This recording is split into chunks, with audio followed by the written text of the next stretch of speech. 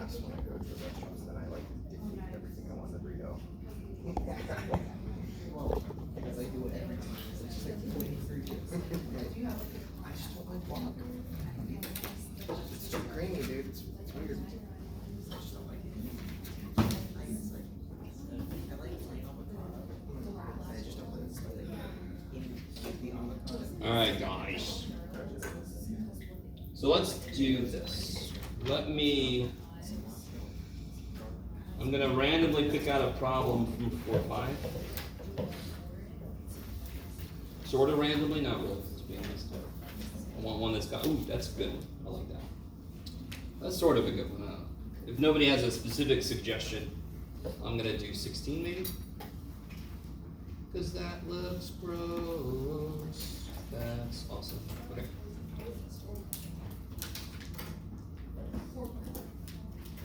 Hmm. 18 could be good too. Well, we'll try 16. So I'll write it up here. Hold on. By the way, I did the answer key for the practice test using a pen that I borrowed from one of the flight attendants on the airplane, and I forgot to give it back to him. So that's it's a crap pen, but it's okay. So let me see. What was the problem? Here we go. 16 from 4 or 5. No, I'm not going to do that one. I'm going to do. Sure, that looks equally funky. Let's do this one.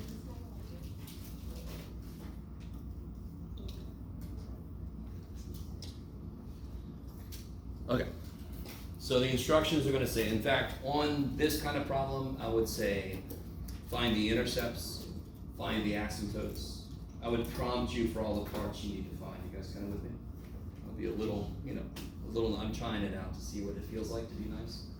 So far it's icky. I don't like it.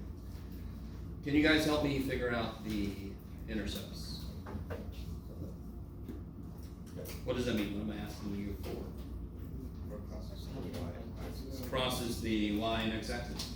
If it crosses the y axis, what's true about x? 0. Crosses the x axis, what's true about y? 0. Good. Okay, there you go. So however many variables are in your equation, if you need the w intercept, you just make all the other letters 0. So this one's kind of silly. What's the only way that that fraction could be 0? To make y 0 is at the top is 0. What's the only time the top is 0? When x is 0. And if x is 0, so the x-intercept, if I make y 0, this equals 0. The only way that's true is if x is 0. And the y-intercept, I would make x 0, and I would get 0. So 0, 0 is the x and the y-intercept. Does anyone think there's more x-intercepts? Do you see why somebody would say 2? Why would they be so wrong? Because what does 2 actually do? What does 2 actually do to the function if you try to plug a 2 in? Makes them define. What's that going to be the location of? What kind of asymptote? A va. Yes, a vertical asymptote. Is everybody with me? And the way I like to say it is, what value of x can I not use? 2. So what I'm going to put there physically on my graph, a freaking wall. Yes. You cannot go here. Okay. I think I told you about my shirt with Gandalf. I wore it one time and somebody took it personal because it says you shall not pass. I was like, I'm sorry. I didn't mean it that way. Just a funny joke, I'm sorry. Did it pass? Yes. You don't know who it is, but it doesn't matter. There's my intercepts. There happens to be just one. It happens to be both the x and the y. What's the vertical asymptote?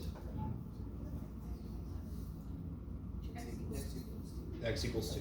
Now here's everybody's favorite question. This is why, one reason why I picked this. What's the horizontal asymptote?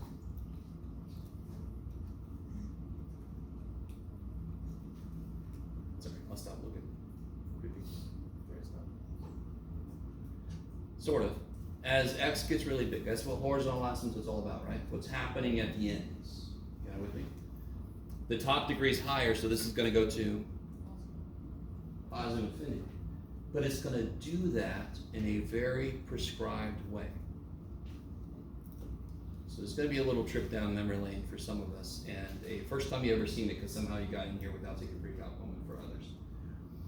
Does anyone remember how to get the slant asymptote?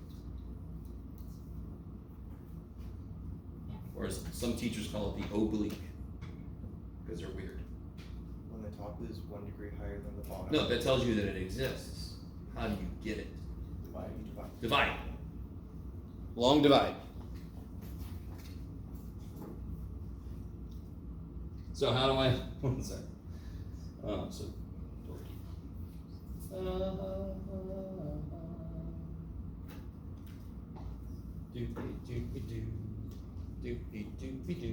or you could synthetically divide, if you remember how to do that. Maybe I'll show you later.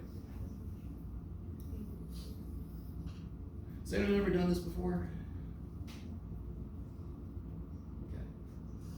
So this is nothing major. In fact, here, real quick. Don't even write this down. If I was going to do 71 into 3,698 without a calculator, what would you do first? Run away screaming. No. You can do it.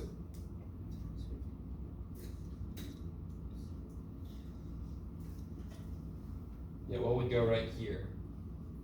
You're not thinking 71 and 369, you're thinking 7 and 36, yes. So 7 times what is 36? 5. 5 times 1 is 5, 5 times 7 is 35. Do you see that? Do you guys remember long division? If you actually had to do this, you would eventually get 5, but you would just be thinking about 7, not 71, yes? I need you to remember this. So, here, I'm just thinking about x. X times what is x cubed? X times what is x cubed? X squared. X squared times x is x squared. X squared times negative 2 is negative 2x squared. Here, do you see what I did? 5 times 7 is 35, 5 times 1 is 5. Then what did I do here? I changed the sign, that's right. Change the sign and combine. What are you doing? Oh, you're at this. You stay there. So change the sign and combine. Because when I subtract something, I change the signs, yes? So these two, Jeff, if you would just write this right. These two die. 0x squared plus 2x squared is 2x squared. Bring down the 0x. What times x is 2x squared? 2x. 2x times x is 2x squared. 2x times negative 2 is negative 4x. Change the signs, combine. Bring down the 0. What times x is 4x? What times x is 4x? 4. 4 times x is 4x. 4 times negative 2 is negative 8. Change the signs, add, and this is the part that you write as a fraction, the remainder part, yes? When x gets really, really big, what does this do? This piece. Yeah, it's 8 divided by really big. It gets really small, it goes to, I mean small, not big, negative, right? When x gets really big, isn't this positive? But it's 8 divided by big ass number, which becomes a very small ass number, which eventually goes to 0. Okay, I desperately want you guys with me, as I almost tripped myself. Horizontal asymptotes are all about what does the function do as x gets big. That's what they are. That's why they normally like this, and you have like a line that kind of eventually has to go close to it, yes? That's your standard horizontal asymptote. As x gets big, do you understand that the original function is equal to this because we just did the division? It's the same thing as saying 8 divided by 4 is the same thing as 2, yes? They're both the same thing. So when x gets really big for the function, this piece of it goes to 0, so it acts like this. So it's going to look parabolic on the ends. Okay, you guys look very excited about all of this. So, continuing. So the slant asymptote is y equals x squared plus 2x plus 4.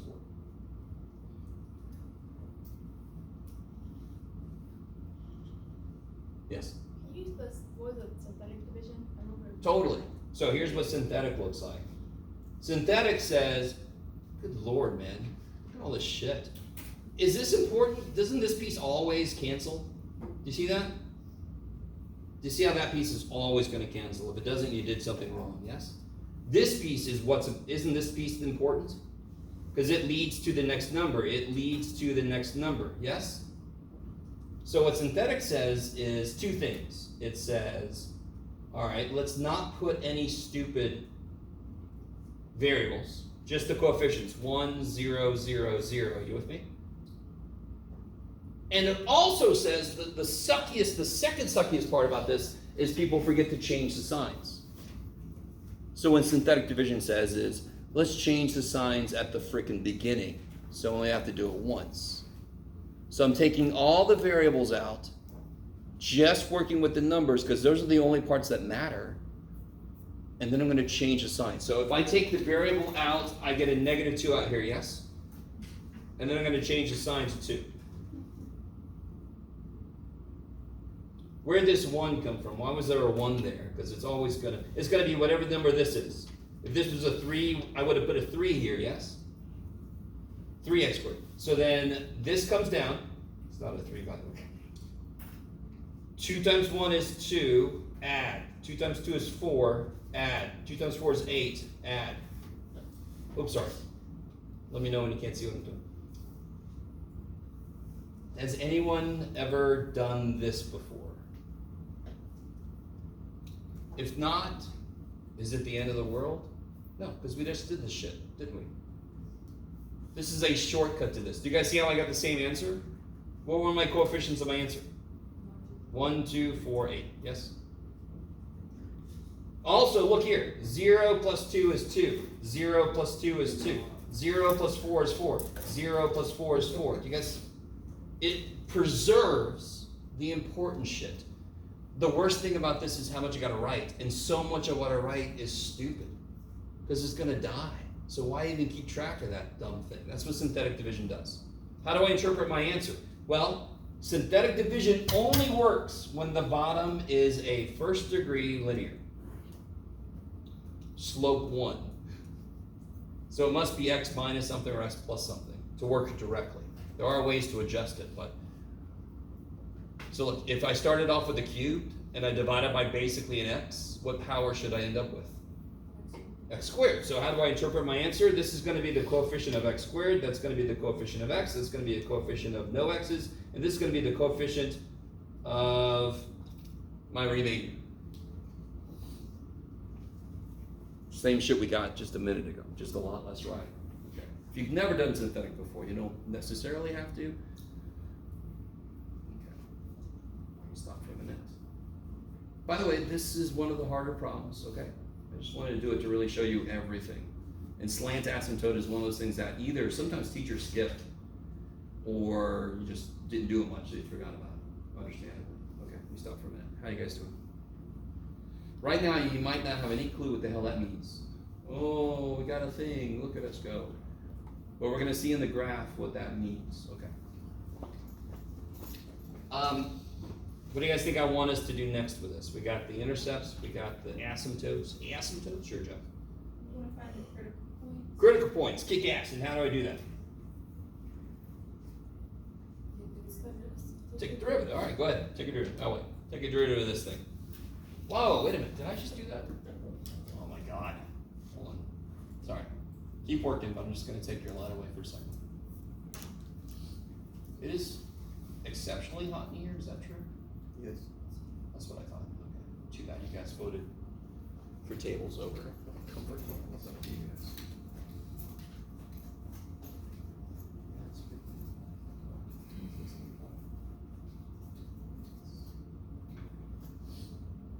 Set as low as it can go. You have to. If it keeps getting hotter, we could change to another room with tables. You with me? And then kind of start over, because there won't be any bodies in the room next door, for example. We'll see. We'll see if it gets too hot. How are you guys taking this guy's derivative? Hmm?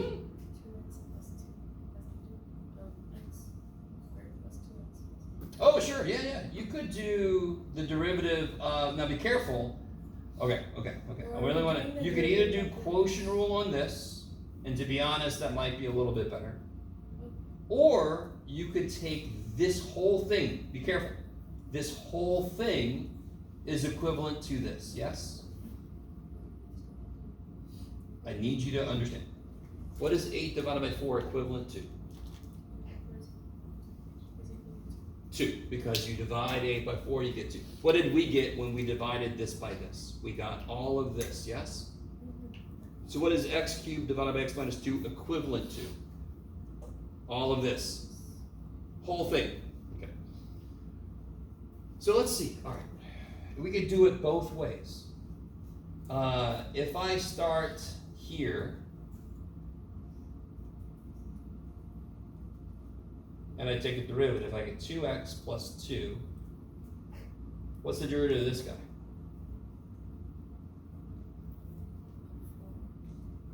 What's the derivative of this?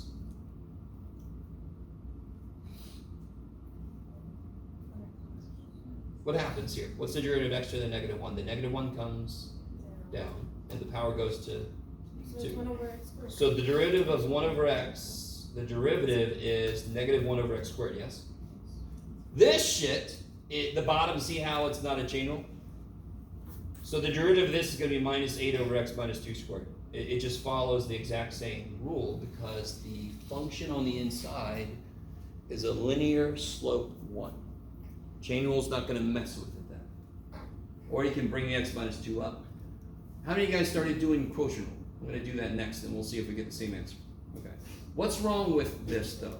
Because what do I want to do with this? 2 things. One thing is easy. Where do critical numbers come from?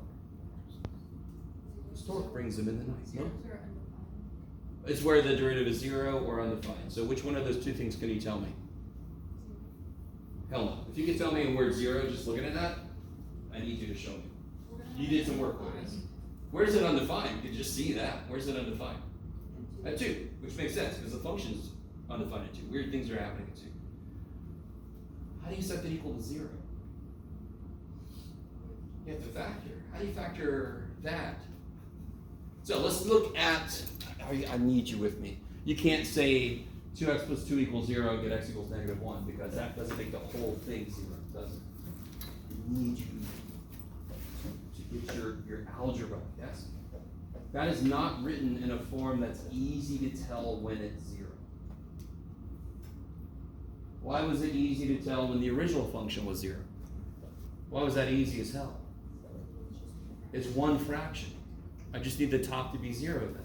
Okay, so if we do the derivative this time, but we do it with this, who started doing quotient rule? Anybody? Yeah.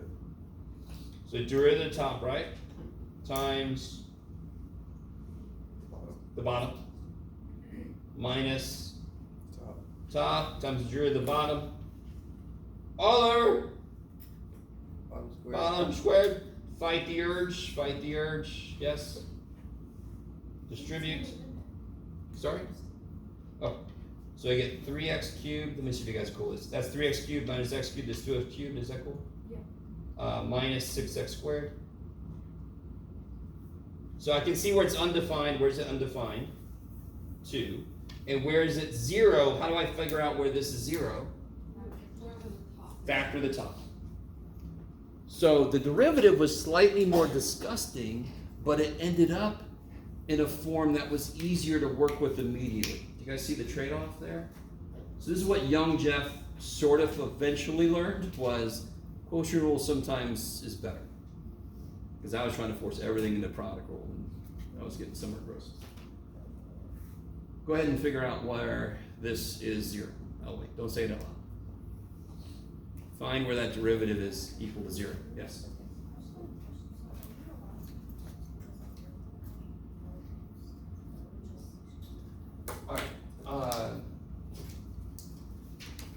what did we identify as happening to the function? We already know what's happening to 2, don't we? What is it? What's happening graphically there? What's going to show up there? We called it. We already said what it was. It's a what? Asymptote. Yes? What's the slope here? What's the slope? Positive. And what's this slope? No, come on. The slope here. Slope is positive, correct? So, and watch this, you ready? What's this slope? And what's this slope? Positive, negative. So even though the function can't handle 2, 2 could still be a place where the slope changes. Critical numbers find turning points. More generally, they find where the slope might change. Normally, if the slope is positive and then goes negative, that's a maximum. But here's one where it's positive and then goes negative. That's not a maximum because it's undefined, but it still is a change in derivative, right? Change in the sign of the derivative. It was going up, now it's going down. Right? So I still want to identify it as a critical number. The fact it's not in the domain is a little trippy, but it's still a location where one side is doing something, on the other side it might change. Hell no, because it's not even defined there, but it's still a valid critical number. Yes? Remember, critical numbers don't have to be locations of maxes or mins. Okay. Where are you guys at trying to figure out what is equals 0? I got x equals 0 at x equals 0, and then x equals 3. Yeah. Factor it. X is 0, x is 3. So all my critical numbers then are here. Undefined, 0 is 0.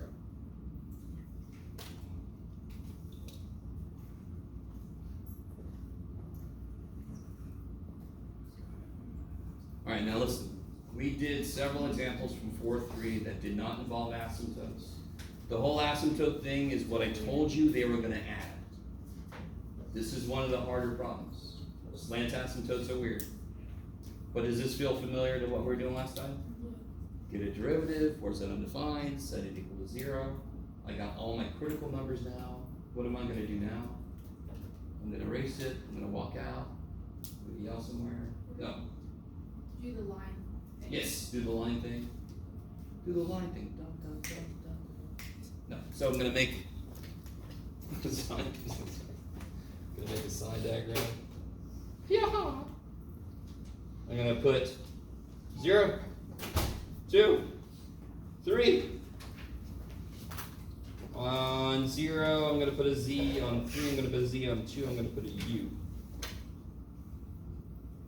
And let me just, for myself, I'm going to write the factored form of this here for myself. Here's y prime. It would be 2x squared, x minus 3 over x minus 2 squared. Do you all agree with me that no matter what I make x, that the function can handle, the bottom is positive? Y'all agree?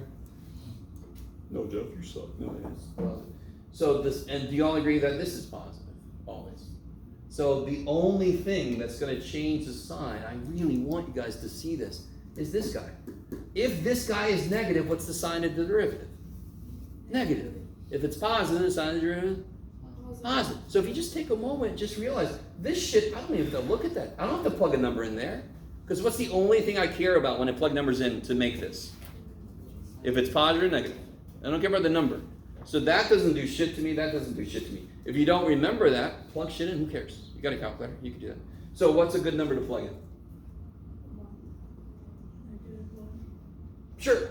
Yeah, let's plug a -1 in. -1 minus 3 is negative. So the sign of the derivative is negative. And you can even still do multiplicity, believe it or not. It's gonna, all right, let me point out multiplicity after we do it all the way. So what do I get when I plug a 1 in? 1 minus 3 is negative. We're gonna plug in the middle here, something very exciting. 2.5. 2.5 minus 3 is negative. Do you see how, I don't care how ugly the numbers we plug in, the fact that I only care if it's positive or negative kicks so much ass. Normally you would hate plugging 2.5. 2.5 minus 3 is negative.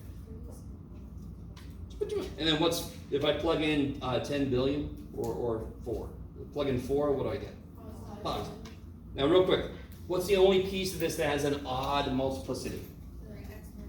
So 3 came from this. It should only change signs around 3. So the way I would have done this is I would have plugged a 4 in, positive, changes sign, stays the same, stays the same. If you don't understand multiplicity, do you have to all of, no. You should, you really should, but do you have to? No. Okay. Now I got that somewhere. Do you have to? All right, let me stop for a minute. This should be the part that feels very familiar. This is exactly what we were doing last time. What does any of that shit tell me? What does any of that shit tell me? Huh? Okay, so I could underneath, it's going down, then it's flat, then it's going down, then it's weird, and then it's going down, and then it's flat, and then it's going up. Yes? And the weird part, we know what that is, because I did that in the first place. There's going to be an asymptote there. So I really want you guys with me. There's an asymptote at 2, correct? Before it gets to 2, it's going down. So it's going to be going down. And after it comes from 2, it's going down. Now I'm thinking about it from my perspective. I don't know. So it's going to be going down on both sides of it. That's what we just figured out. Yes? And that's why I want to put a little U on top of the damn thing, so I know it's not flat there. It can't be flat there. It's just weird there. Okay. So, anything else we can get from this? You guys might have said it. I might have missed it. Any interesting points there that mean anything? Yeah. Which one of those do we have? Yeah, we have a local min, yes? Do we see a local max? Nope. Nope. I don't see anything going down and then going back up after it. That would be the only way we have a local min. I'm sorry, local max is going up to it. So what's the local min? 3. So where is it? 3. What is it?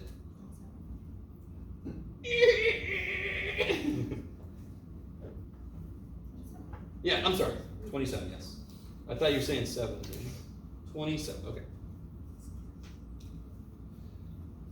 Just to remind you guys, you're going to have to be able to do all this yourself. So if there's anything I'm doing that doesn't make sense. Asymptote stuff, I'm not going to throw a ton of that at you, but I want you to remember it. I really want you to see how cool, see if you agree with me, how cool this is going to be at the end when we graph this. Okay, what do I do next?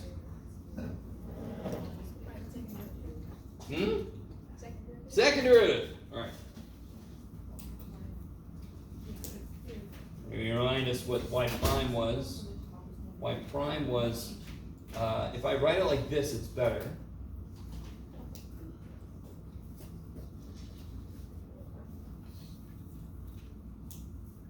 Because then I don't have a product rule on top. I really want you to really take it to heart that this is exactly the same as this. It's just that it's more useful in one formula. This is more useful for this. This is more useful for the next derivative. There's nothing wrong with using a different formulation of the same function. It's the same stupid function. So how do I take this guy's derivative? Quotient. Okay, so now we got derivative at the top times the bottom minus the top times the derivative of the bottom. What's the derivative of the bottom? Uh-oh. Good. Sort of. The 2 comes down. And that's the first power now. And there's times 1, right? Because the inside is just a derivative of 1. Is that cool? All right. I'm always fascinated by people that aren't writing anything. And then divided by what? Yes, x minus 2 squared. Yeah. Now, here is where you can do what you wanted to do before. Does everything have an x minus 2 in it? At least 1. So you can kill 1. Everything's being divided by a certain number of x minus 2s, so as long as everybody's got an x minus 2 in it, they can all die. Or you could factor an x minus 2 out. That's the more direct way, but why write everything again? So everybody loses an x minus 2. You lose an x minus 2. You lose an x minus 2. You lose an x minus 2. You guys with me on that? No?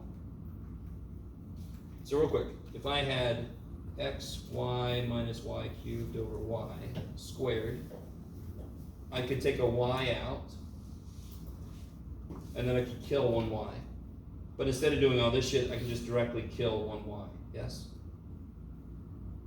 Because everybody's being divided by y, they just all lose a y. Yeah, okay.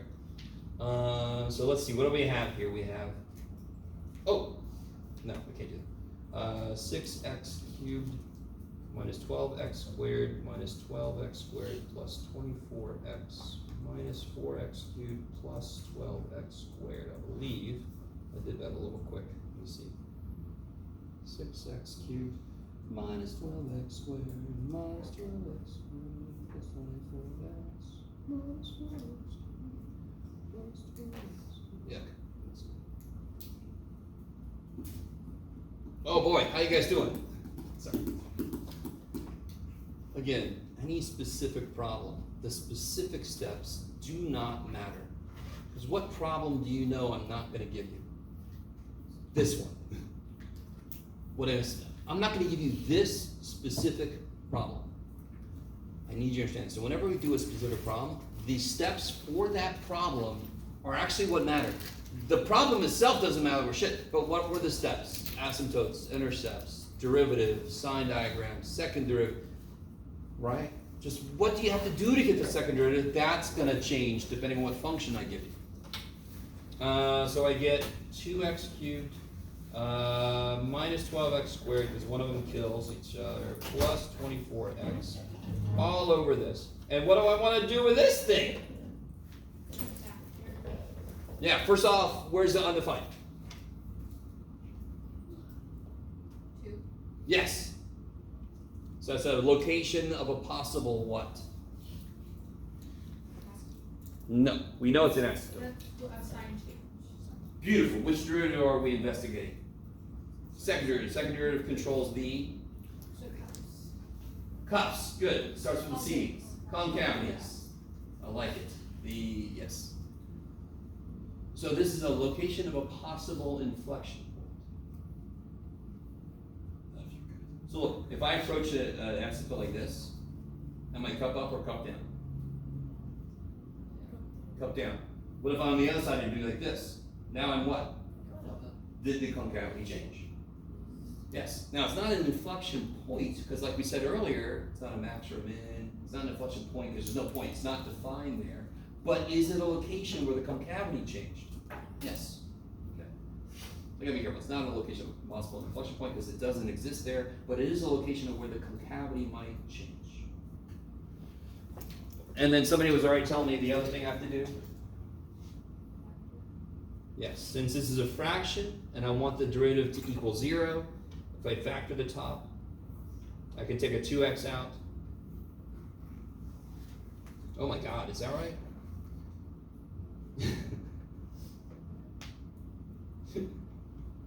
Oh, you picked a winner, Jeff. Alright, let me see. Is that right? X squared minus 6 plus, oh, 12. Is that right? Yeah. Okay, thank you. I got excited. And that doesn't really help, because that's not factorable. Right? Yeah, no. Too bad for everybody. One critical number is, so this is undefined. Another critical number is 0, yes? That makes it 0, correct? And then, oh my god, Jeff, you really, oh dude. Would you rather me do this with you, or rather me have given you this problem on the test? Do it with us. Okay, good. So everybody just go with it. What do I have to do to get the other critical numbers? Quadratic formula. Now here's the trick. What's inside of the quadratic formula? No. All right. You guys stay with me, stay with me, stay with me. Doesn't the quadratic formula have a square root? What kind of numbers are we never worried about unless the problem says to worry about? We're always worried on that. What do you have to never even consider? Imaginary, right? Complex numbers. You with me? Stay with me. What's inside of the square root in the quadratic formula? If you need to sing your song, go for it. b squared minus 4ac. If b squared minus 4ac is negative, do I have to worry about that? Do I have to even think about what that leads to? No. What's b? Negative 6. What's negative 6 squared? 36. What's a and c? 1 and 12. What's 4 times 12? 36 minus 48 is negative. Do I get any more critical numbers? Done. So that was called the discriminant, right? Because it discriminates, stupid little thing, but it discriminates between is it real or is it imaginary? Yes. Are you guys doing okay? There was a lot in this one, which is good. I want to dredge this up. I'm not saying I'm going to give you a problem that has all of it in it at once. Are you with me? I most likely would not give you a problem like this on the test, because there's like a lot here. Yes? How we got to here? Here.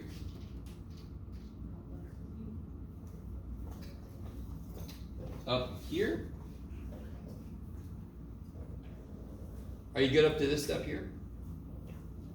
Oh, are you good? Just quotient rule, yes? Okay, and then I killed an x minus 2. Everybody lost an x minus 2. Because everybody's got an x minus 2, so everybody has one die. Is that cool? If you don't notice that, this becomes a lot worse. And see, this is another reason why I wouldn't give you this problem, because if you don't notice you can kill x minus 2, all of a sudden you have fourth powers on the top, and then you have to factor that? Holy shit. Okay,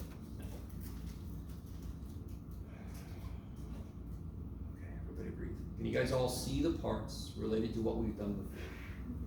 Why are they more difficult here? Because the function was really tricky. Okay, I love it. We're doing everything we did before. Why do I not worry about this now? Remind me? Because only is for imaginary. Yeah, only 0 if imaginary, if complex.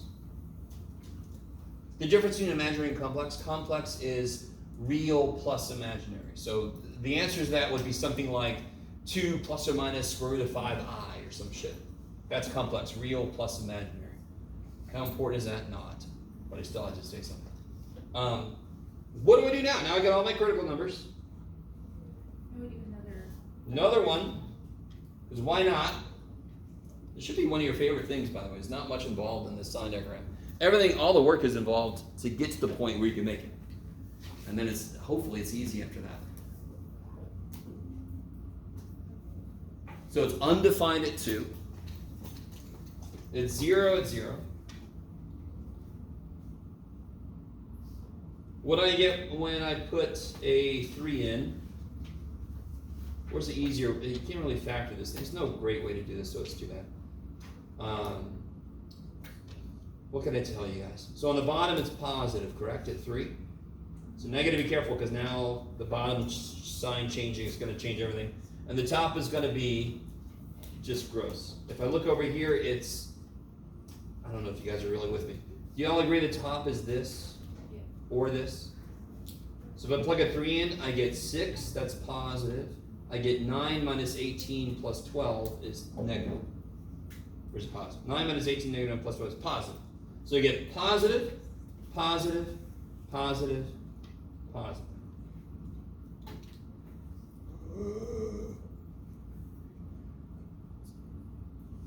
Now just to do this 2 ways, if I plug a 1 in, what do we get on the bottom? What sign? Negative. On the top, it's easy just to do this. 2 minus 12 is negative 10 plus 24 is positive. Positive over negative is negative. And how did I see that? What's the multiplicity of the 2, where the 2 came from? Odd, and sure enough, it changed signs. And then when I plug a negative 1 in, the bottom is going to be definitely negative. That's going to be negative. Yeah, so we get negative over negative. Not negative 1, Jeff. And then this is going to be 1 minus 6, 1 plus 6 plus 12, positive. So what's negative times positive divided by negative? Positive. Okay. Chumbawamba. Exactly. So like I did before, after the fact, I could realize what you just said, or you could use it before the fact. So we could do it for like negative one. If we instead of plugging in after two. Well, you could just realize that if you know this sign is negative and 0 came from a odd multiplicity, it should change signs around 0, yeah. Then you don't have to plug shit in from here. You can just put pluses here. Yeah, you only need one number to plug in, and ever. And you can just do multiplicity to fill it all in, yeah. Okay. What does this mean? What's happening back here? And this is where you gotta remind yourself, which derivative are we investigating? Second, and that tells me concavities or which direction our cups are facing. So where's our cups facing here? Are you happy? If you're happy and you know what your second derivative is going to be positive. And then what's going on in here? Cup down. And here? Cup up. All right, so what's my 2 is not part of the function. It's not an inflection point, but you see how it did end up being where concavity changes around it? What is our only true inflection point?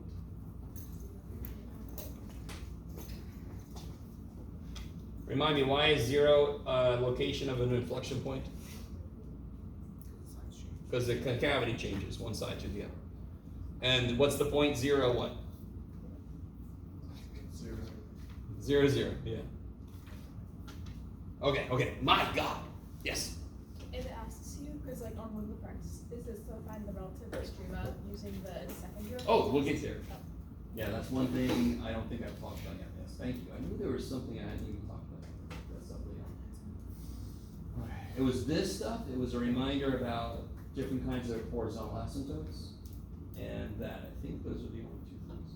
All right, so we got everything. We got so much shit. So now I want to kind of collect it for myself.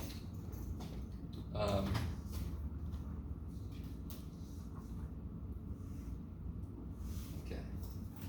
This is where something I call math stamina comes in. Like whatever. So let's see, what'll be fun? We got x and y intercept was 0, 0. I'm just gonna kind of gather some facts. Vertical asymptote at x equals 2. Slant at y equals x squared plus 2x plus 4. What else do we have here?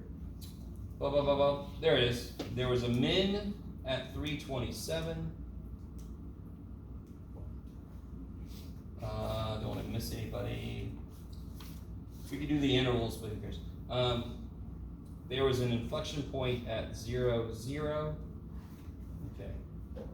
And I really should, screw it, we'll come back to it. I like it. So then if I go to graph this, I put my actual point down. Here's a slightly tricky part. I think my x-axis could easily be just by 1 here, because I only got nice whole number concerns. Like 0 and 3, that's fine. So at 2, there's a vertical asymptote. Okay. So when in doubt, at least plop those down. You got your points that you definitely know. Intercepts especially. You got your potential walls. Why the slant one, I'll talk about here in a minute. All right, let me think. Yeah, okay. So let's make a scale based on this guy, 327. What's a good y-axis scale then? Dudular. Sure, why not? 9, 18, 27. Negative 9, negative 18. Jumbo 1 reject. Negative 27. This is 1, 2, yeah, 3, 4. Okay. 327 is a location of a minimum. That's neat. Well, that could be a problem, Jeff. Should have paid more attention. Too bad. So this is a min. Inflection point is 0, 0. A little IP there.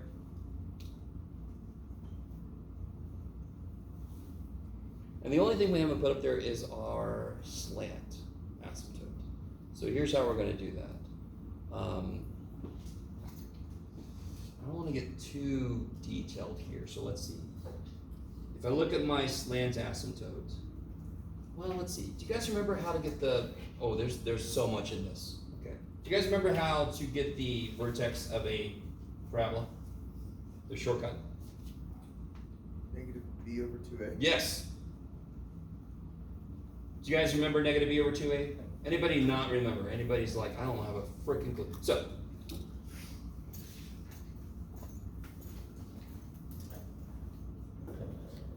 this problem has so much, and I love it. I need you guys with me, though. I feel you all going, okay. Obviously, I'm going to give you about 5 of these on the test. No, that was a joke. I want to show you how you proved this negative b over 2a. Does anybody think they've heard of that before? Negative b over 2a is how you quickly get the vertex. I'm going to show you how they proved it in pre-calculus, and then I'll show you how calculus laughs at that shit. Says, what the hell are you doing? In pre-calculus, okay, real quick. Side note, guys. If I told you I had a parabola, and I told you it goes through 1 and 3, those are the x-intercepts. Can anyone tell me anything about where the vertex must be? You don't know exactly where it is, but you know something. It's got to be between 1 and 3. It's got to be at 2, yes? I just don't know what the output is. So if I plug a 2 into the function, the output would be where the vertex is, yes? Because the vertex is where the mirror is. So if I know 2 x-intercepts, they must be equidistant from the freaking mirror. You with me? Are you guys really with me? So the parabola is either doing this, and at 2 it's got a vertex there, or it's going the other way. It's this, and at 2 it's got a vertex there. What do I do? An example like this problem, when I can't get the x-intercept, I can't factor it. How do I get the intercepts then? If I can't factor the formula, to set it equal to 0, whose job is it to find the answer to setting this equal to 0? Quadratic formula. What's the quadratic formula in general? It's negative b plus or minus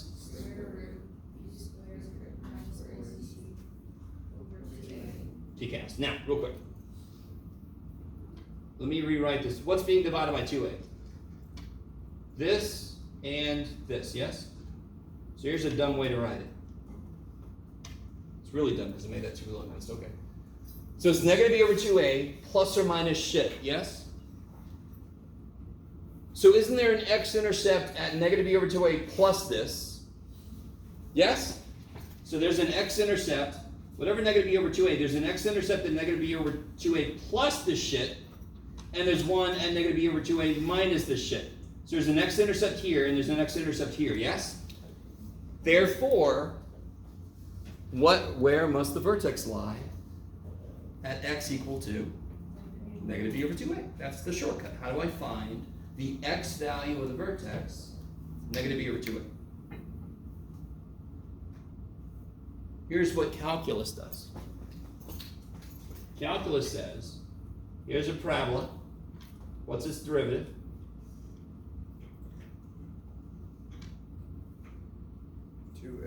Yes? Plus b. And if I set that equal to 0, I'll see where it turns, yes? And if I solve this, guess what I get? Subtract b, divide by 2a, holy shit, okay. Calculus just kind of laughs at all the shit we had to do in pre-calculus. Which isn't fair, because we didn't know calculus. Okay, I feel really, I'm hopeful you guys have done negative b over 2a stuff before, and just kind of forgot. Even if you've never done it, what is its job? It's a shortcut to figure out the x piece of the vertex. How do I get the y piece? Plug that shit in. So help me out. We're looking at this parabola here, right? I'm aware how I said it. That's okay. I'm gonna be alright. What is b? 2. What's a? So where's the vertex? Yes. Where is it though? What is the point? What is the vertex? -1. F of -1. Which is 1 minus 2 plus 4. Is that okay? So if you do this, you get the x piece of the vertex. And how do you get the y piece of anything if you know x? You plug that shit in. Yes? Okay, I love it. I feel kind of bad right now. There's a lot in this problem. This problem is hard. This problem's got a lot. Not every problem is going to be like this. But I love these little chances to remind you about things. Yes? Or maybe teach you for the first time? I don't know. So, this is the weird part. If I want to graph, what was this all about again? What was this guy? What was he? Slant asymptote. So it's going to be like a dotted line. We're used to asymptotes being a straight across, yes?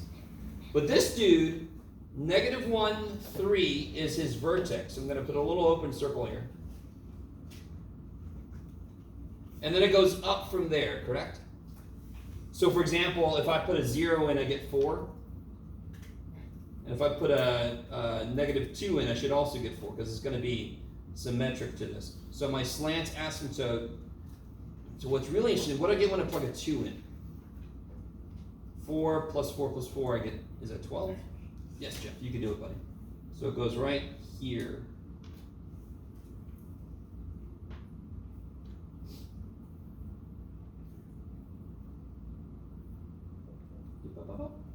Oh, I did that totally wrong.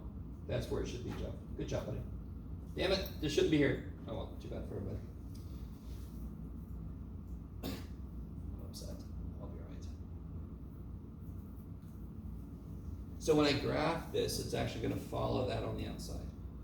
Okay, so I think what I want to do, to be honest, is I kind of want to, yeah, because I think I messed this part up. This is kind of gross. Let's do this. Let's graph this thing and then compare to what we found. Because I really just want to show you guys how that slant asymptote comes into play.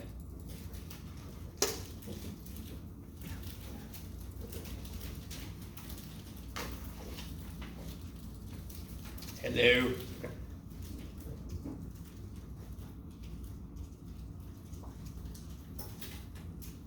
Oh, there's a lot of good shit in that problem. I love it. Okay.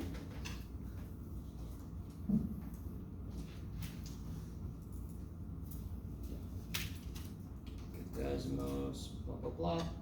Desmos, sure, Jeff. And what was it?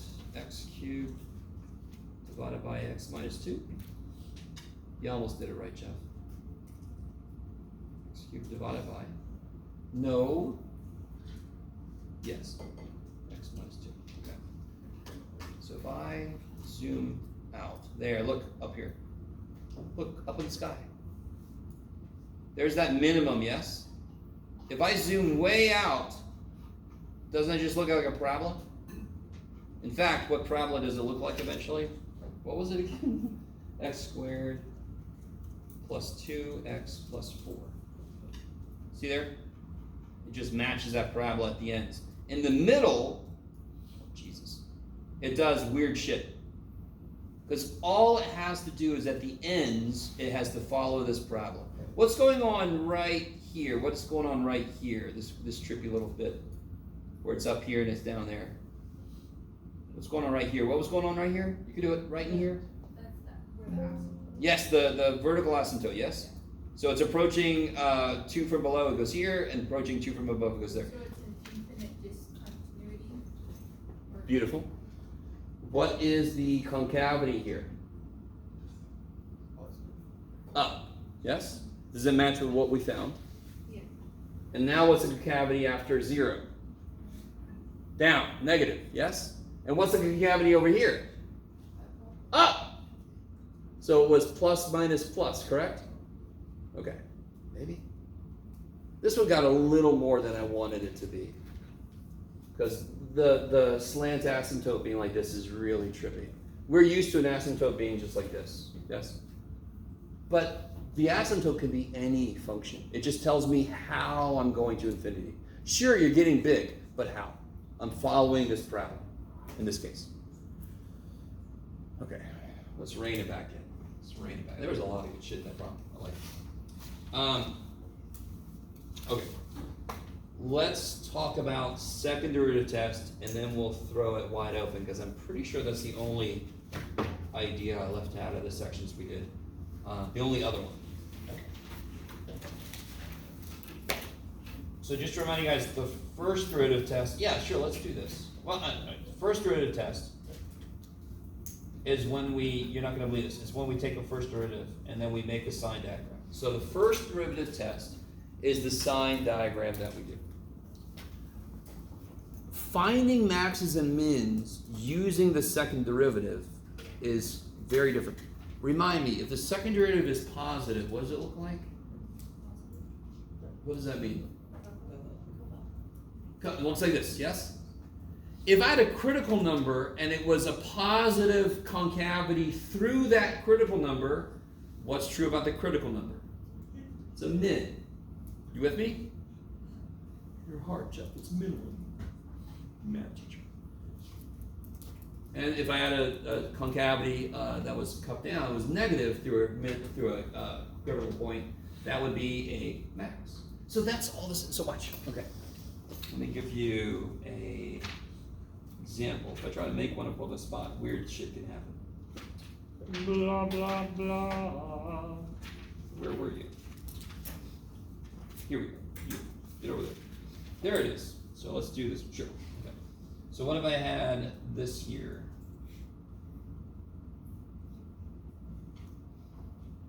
What's the first derivative?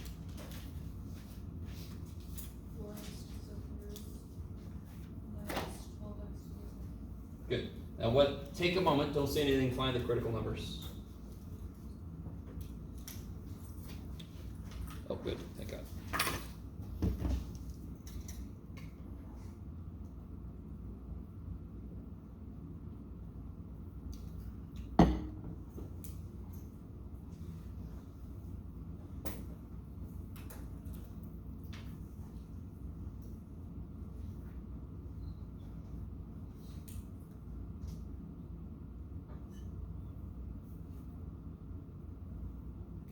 All right, so jump. Would your critical number?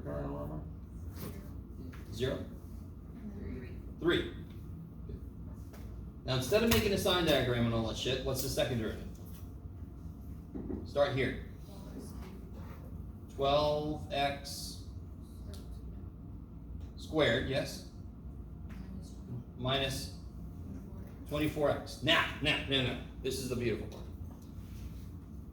I really want this to make nothing but sense. I know the critical numbers are locations of possible maxes and mins.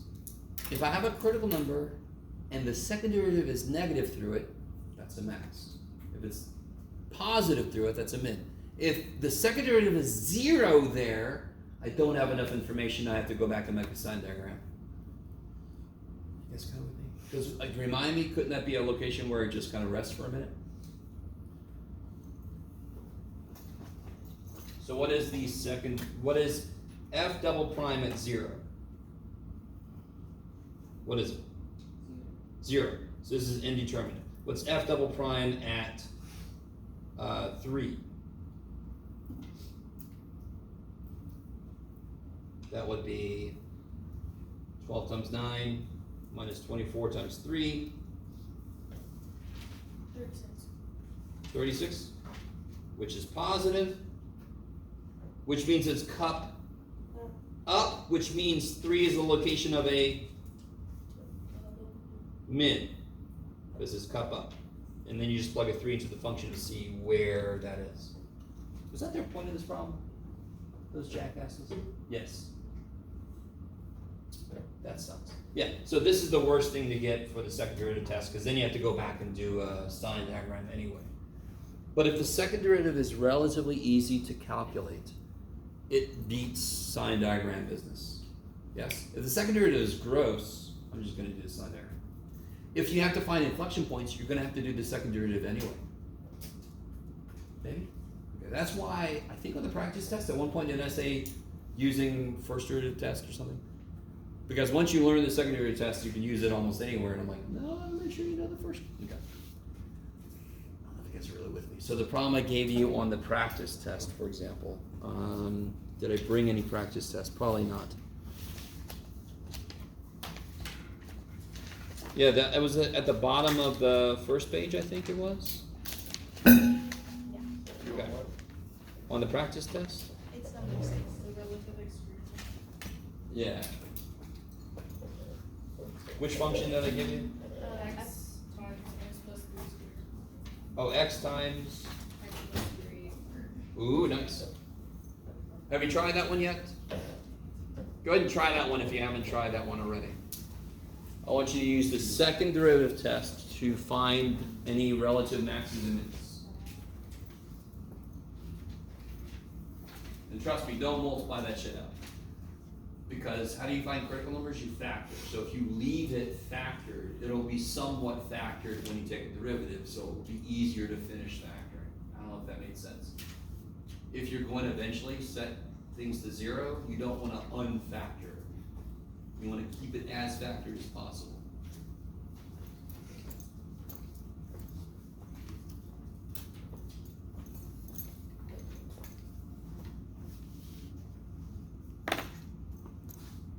Yeah.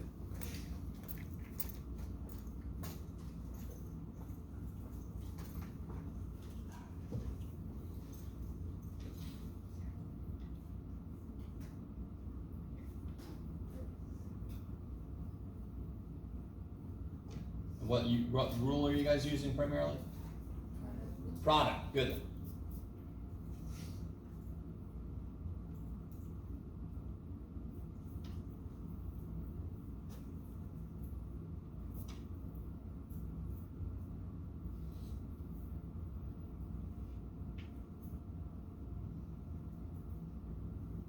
If you want to, you got times 1 for the chain, but you don't need that. And again, don't multiply this shit out. Because the whole point of this is to factor it, right? So what can I take out? Good, I can take out 1x plus 3. So here I'm left with 1x plus 3. No, Jeff. Take out 1x plus 3. So here I'm left with 1x plus 3 plus, what am I left with here? 2x. So I get x plus 3 times 3x plus 3, which is 3, x plus 3, x plus 1. You guys with me?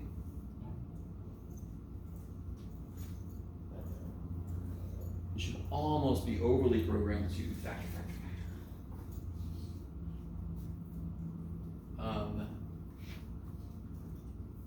So what are my critical numbers?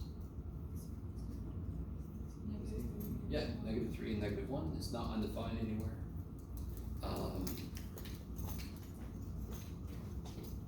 So my critical numbers are -3 and -1. So now I have my contestants. Now I have to set up my contest. How do I set up the contest? Second derivative. So now I'm going to take, and to be really honest, the second derivative is, it doesn't matter. You can start here if you want to. Do you understand if you multiply this stuff out, what are you going to get?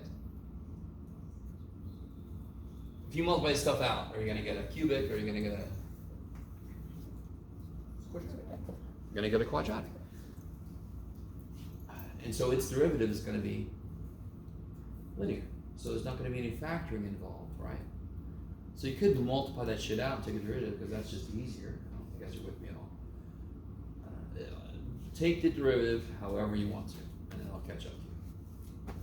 So you got the first derivative in a few different forms. Take the second derivative however you like. Yeah. So in the first derivative, we have this little 3 hanging out on the outside. You would take the second derivative. He just hangs all the way outside, right? Oh, why is there a plus sign there? Oh, I see, you did the derivative. Oh, I'm Yes. with you, okay, I thought you were rewriting the problem. Yeah, because they're, yeah, bam, bam, bam. And then he comes in at the end. Yes. Cool. So if you do it based off of this guy, that's not a terrible idea. You could also multiply him out. So let's see, if I do that, I would get 3 times x squared plus 4x plus 3. I'll get 3x squared plus 12x plus 9. So let's compare. If I take this guy's derivative, it'll be 3 times this guy's derivative, which is 1 times x plus 1, plus 3 times this times this guy's derivative, which is 1. So I get 6x plus 3 plus 9 is plus 12. What do I get if I take this guy's derivative? 6x plus 12. Of course I do, because they're the same function, so it doesn't matter. Stop for a minute. The mistake people make is they set this equal to 0. What is this guy's only reason for existing in this problem? To test the critical numbers. Yes, to test the critical numbers. I don't give a shit what the inflection point is or whatever. That's all I would. Do not set this equal to. He is there. He's the contest. You plug in your contestants, and you see which one won highest and which one lowest of anybody. So if you plug in a -3, what do you get?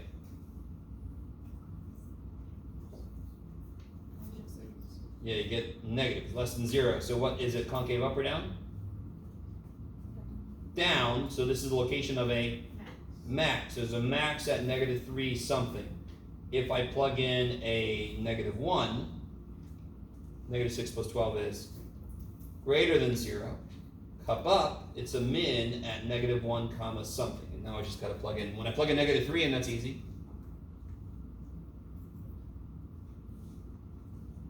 And this is another place people get it tripped up, because you have several functions, but I currently want to know what the output is, and whose job is it to tell me the output? The original function. This guy's job is to tell me how it's moving through those numbers, and this guy's job is telling me what shape it takes on as it moves. So if I want to know where the function is, I gotta go back to the original and plug a -3 in, I get 0. That kicks ass. What do I get when I plug a -1 in? -1 plus 3 is 2 squared is 4, times -1 is -4. Okay. Just to remind you guys, the min does not have to be lower than the max. It's local. It's local, exactly. So this is a minimum, and this is a maximum. The minimum is bigger than the maximum, yes? Okay. But in this case, the minimum was smaller than the maximum. How do you guys feel about that? So very often we have to take it to secondary derivative anyway. This is just telling you, oh, here's how you can use it directly to investigate something else. Okay. I think that's all the concepts out of every chapter, section 3, 4, 5. Yes? So the relative extrema is the min and max? Yeah, relative extrema is just the one phrase to indicate local maxes and local mins. I would say, are the maximums, they're extreme values. And we just call them relative extrema because they're not the absolute, they're the relative maximum. Yeah. So we just for our answer, max and have -3, 0. And Bam, bam. Yes, cool. Okay, so, yes. How do you find the absolute again? Oh, I need you to understand how the absolute maximum just kicks so much ass. So, Oh, right, so you just plug it in and then yeah. whichever side. So if I gave us a interval to live on, let's say I wanted the absolute values on this interval, which critical number do I not have to care about? Where did I list them? I guess I didn't. Here they are. Which critical number do I not care about? -1. So he's not there. So then I would plug a -5 in, I'd plug a -2 in, and I'd plug a -3 in, and I just see who's the biggest, who's the smallest. Is that all right? Because critical numbers are the only places where my slope can change. I need you to really understand this. So there's no way in hell a number between two critical numbers could possibly be the absolute max or min, because it's going to continue in whatever direction it's going as it goes through that point. So how could he be a min if I'm going to keep going up? Yes? Unless he's an endpoint. Then he's got a chance. Maybe. So local max and min, you sort of should go, oh shit. Because then you have to make the sign diagram and blah, blah, blah. absolute, you get your critical numbers, get your interval, and you test the endpoints and any critical numbers in there. Just plug them in. See who's biggest, see who's smallest. So absolute extrema is absolutely easy. Yes? So you wouldn't have to fully make it more because it's between those. Good. Negative one's not even eligible to join the contest. Yeah. So if you see your number, like your critical numbers, that's not in between those two. Forget about it. Cross them out. Don't even let them in. Yeah. Gotta be between 12 and 13 years old and 50. Guy. Very narrow contest. Yes. Let's do this. Let's reset. Let's take a little early break. Tiny little early break. We'll come back at, I don't know, numbers. Come back at 15 till. I'm not good with numbers. And then we'll just open it wide open to whatever you guys want to focus on. Does anybody need a copy of the practice test? I can go print some out because I don't. I think I left those somewhere. 4-1. And by the way, before I lost one person, I saw them leaving in the parking lot. You probably want to make sure you get a practice test answer key before you head out, in case you have to head out. I'm not saying leave. 4-1, number what?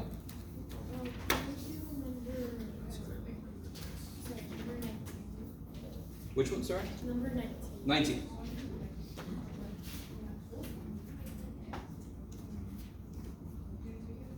It's like the, Oh! that stuff is throwing me off. It's like the 0. Sure. It just said graph it from 0 to pi over 2. Oh. Alright, a couple things. Do you guys remember what sine x looks like? And I know you all know it looks like this, but be a little more specific. At 0, where does it start? What sine of 0? Sine of 0 is 0. Why is sine of 0 0? Because sine likes y. 0 degrees is nothing but x. So of course sine is 0. So sine likes y. And SOHCAHTOA can suck it. So this is just saying graph sine from 0 to pi over 2. Can anyone tell me what you're going to put at pi over 2, whatever the output is? What are you going to put at pi over 2? Open circle. Open circle. Why? Because it is less than. It's telling me I'm not allowed to plug it in, but it wants me to know where the hell it's going to be. Yes? You guys know with me? So this one is no work unless you forgot what sine looks like. Then you got to look it back up. So you just graph the little piece of sine they want you to, and then say what's the absolute max, what's the absolute min, what's the local max, what's the local min. You could get one that has none of those. So don't think you have to find all 4 of those. One of these problems could have none of those. Is that cool? Strange. Does somebody think you could draw the graph of a function that has nothing? No local max, no local min, no absolute max, no absolute min. No, it's got a repeated local maximum. Repeated local maximum. So some people do this, but again, that's got local max, it just has repeated. It just has a bunch of people that tied for first place. With open circles at the end. So real quick. I'm sorry, this is like a potential bonus problem that I just took away from myself, but that's okay. So if I graph this,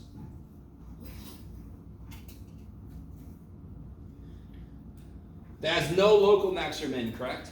And the real quick way to say that is there's no curviness in the middle. There's no turning points. There's no absolute max and min because the things that could be the absolute max and min don't exist. So that's the simplest graph that has none of it. No local max, no local min, no absolute max, no absolute min. Is it really important to remember that? No. But it just really gets at the idea. Because I think there were like 2 or 3 problems that said graph this situation. So you had to come up with your own graph of a function that has an absolute max, but no local max, or whatever the shit. Yes? Okay. Did I answer your question? I think I did. Yeah. Yes, thank God. I've always been absent-minded, and as I get older, it's just gonna get worse. So will my handwriting. Actually, my handwriting is about the same as it's been since I was 20. Yes. Could you go over number 35? 35? I'm surprised nobody's asking about 39.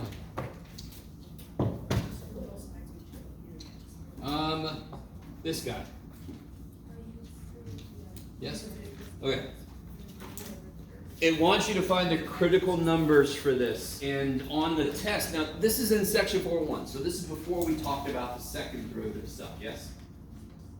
So that's why I'm try to be very specific. I will say find the critical numbers for the first derivative, find the critical numbers for the second derivative, right?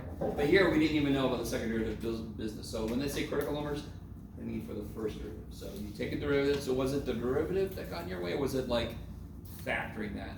It was factored. Gotcha. Has everybody done 35? If you have not done 35, What number? Like 4.1. 4.1, sorry. Try to get that guy's derivative, and I'll catch up. Number 35 up there, take the derivative. Yes, It's because I have the numbers, but I don't know if I did it right. we'll see. I'm gonna do it with you guys.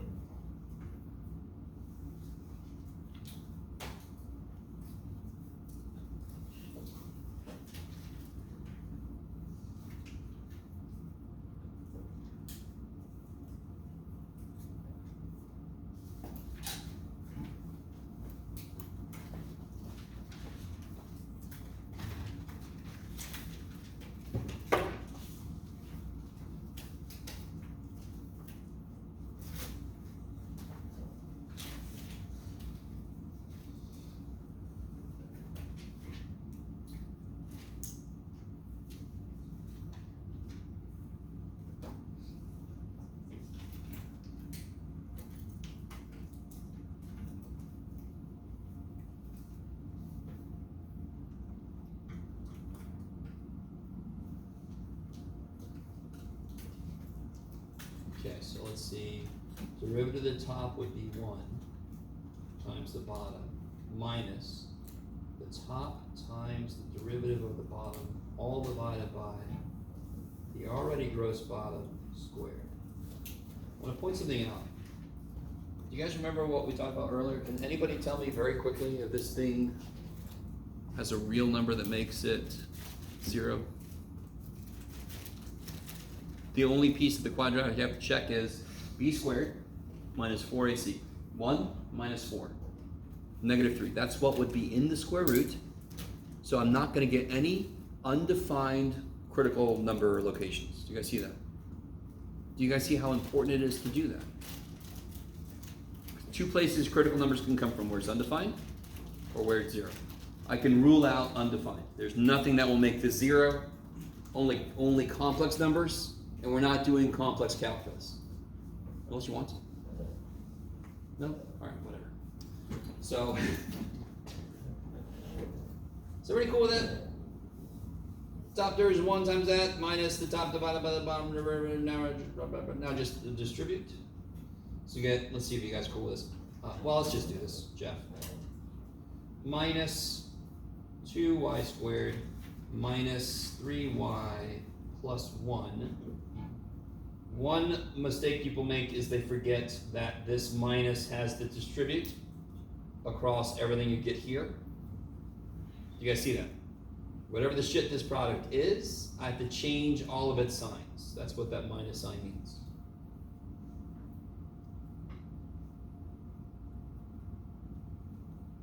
And then I get y squared minus 2y squared. Negative y plus 3y. 1 minus 1. Oh, that's nice. Oh, that's nice. So, I'm sorry, man. Did you get the same thing? Yes? We already saw there's no numbers that make it undefined. So I only need to focus on what? The numbers that make it 0. And again, how do I make that 0? I can just focus on the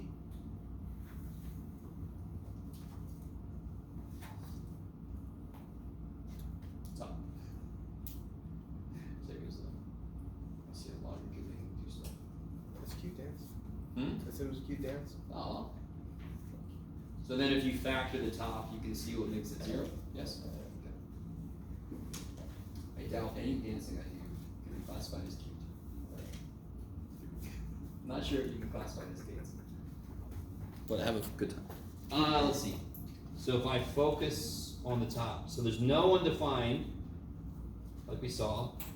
If I just factor the top, I can then see where that's 0. Is that cool? Yeah. So, very often you guys kind of go quickly through, and I don't blame you because you're like, you feel time pressure and all that kind of stuff, and that's why I try to design the test to take less time than what I give you. So hopefully you can kind of live with each problem a little bit. If you just kind of slow down and remind yourself, what is it that I need to look at right now? Because very often you guys have the whole problem, and you're looking at the whole problem, and anybody that looks at an entire wall of map is gonna hyperventilate. You say, I only care about this right now, just forget about everybody else, right?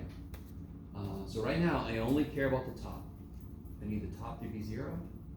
That's fantastic, right? That's like a algebra 1 problem. Oh, sweet Jesus, give me more of that.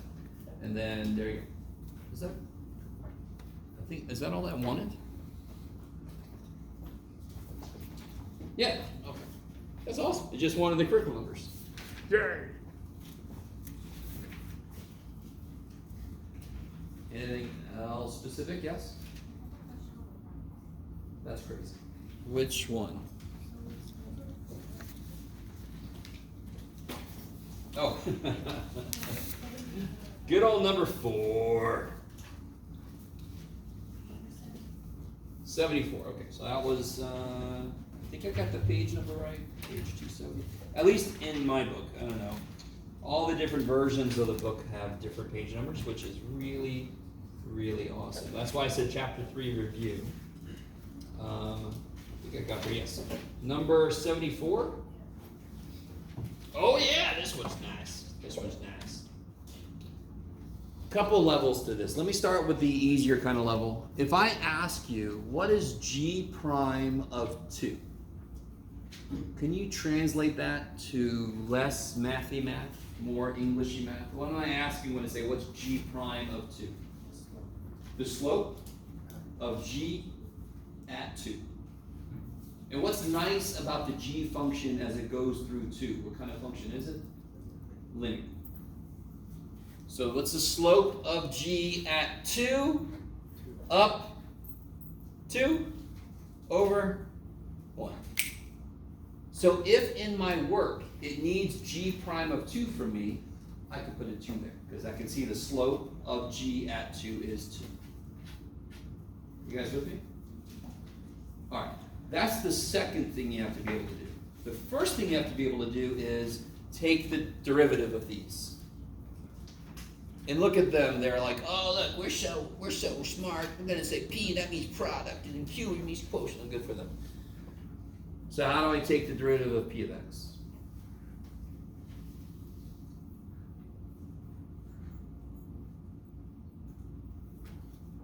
Prime, yeah. So it'll be f prime of x g of x plus f of x g prime of x. So watch this.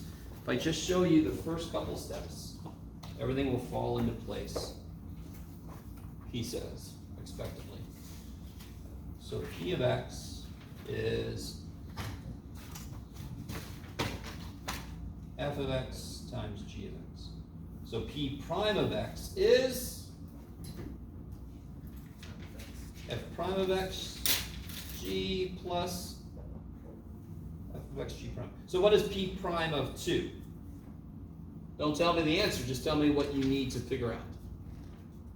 Everywhere you see an x, you can replace it with a, holy shit, so I need to know what f prime of 2, which in English is what's the slope of the f function at 2, times the output of the g function at 2, plus the output of the f function at 2, times the slope of the g function at 2.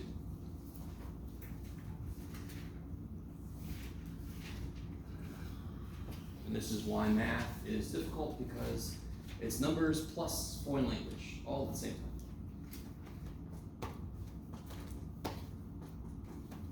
So did we just figure out what g prime of 2 is, for example? We said it was 2, yes? How do I get G of 2? I just look at it and see what the output was, yes? G of 2 is what's the output of G of 2. G prime of 2 is what's the slope of G through 2. F prime of 2, you can look, is that cool? So that's nowhere near as freaky as it might first seem, is my hope. Especially because the function they gave me is beautifully lines, just lines, that makes sense. I think the chain rule one might be the freakier one, though. We'll see. Is that okay? Who asked me that? Is that okay? Is that enough to keep going? Okay.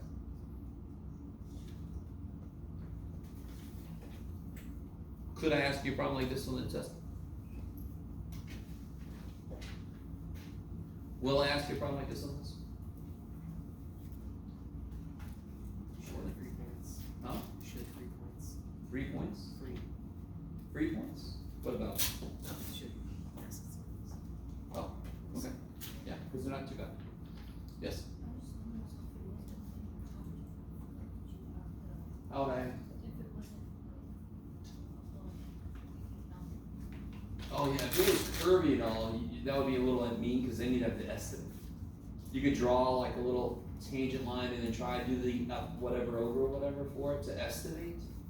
I think there were earlier problems that had us estimating slopes. So one way to do it is try to draw in what you think is the tangent line and then see what its slope is, but then it's estimates. Yeah. This problem's hard enough already without throwing curvy dudes in there. Problem's not hard, by the way, it's just a big hurdle to get over to realize what the problem really is. It's pretty basic, but it's trippy at first. Is that okay? Anything else? Anybody want to talk about L'Hopital at all? Are you guys all like, he's cool, I'm down with him.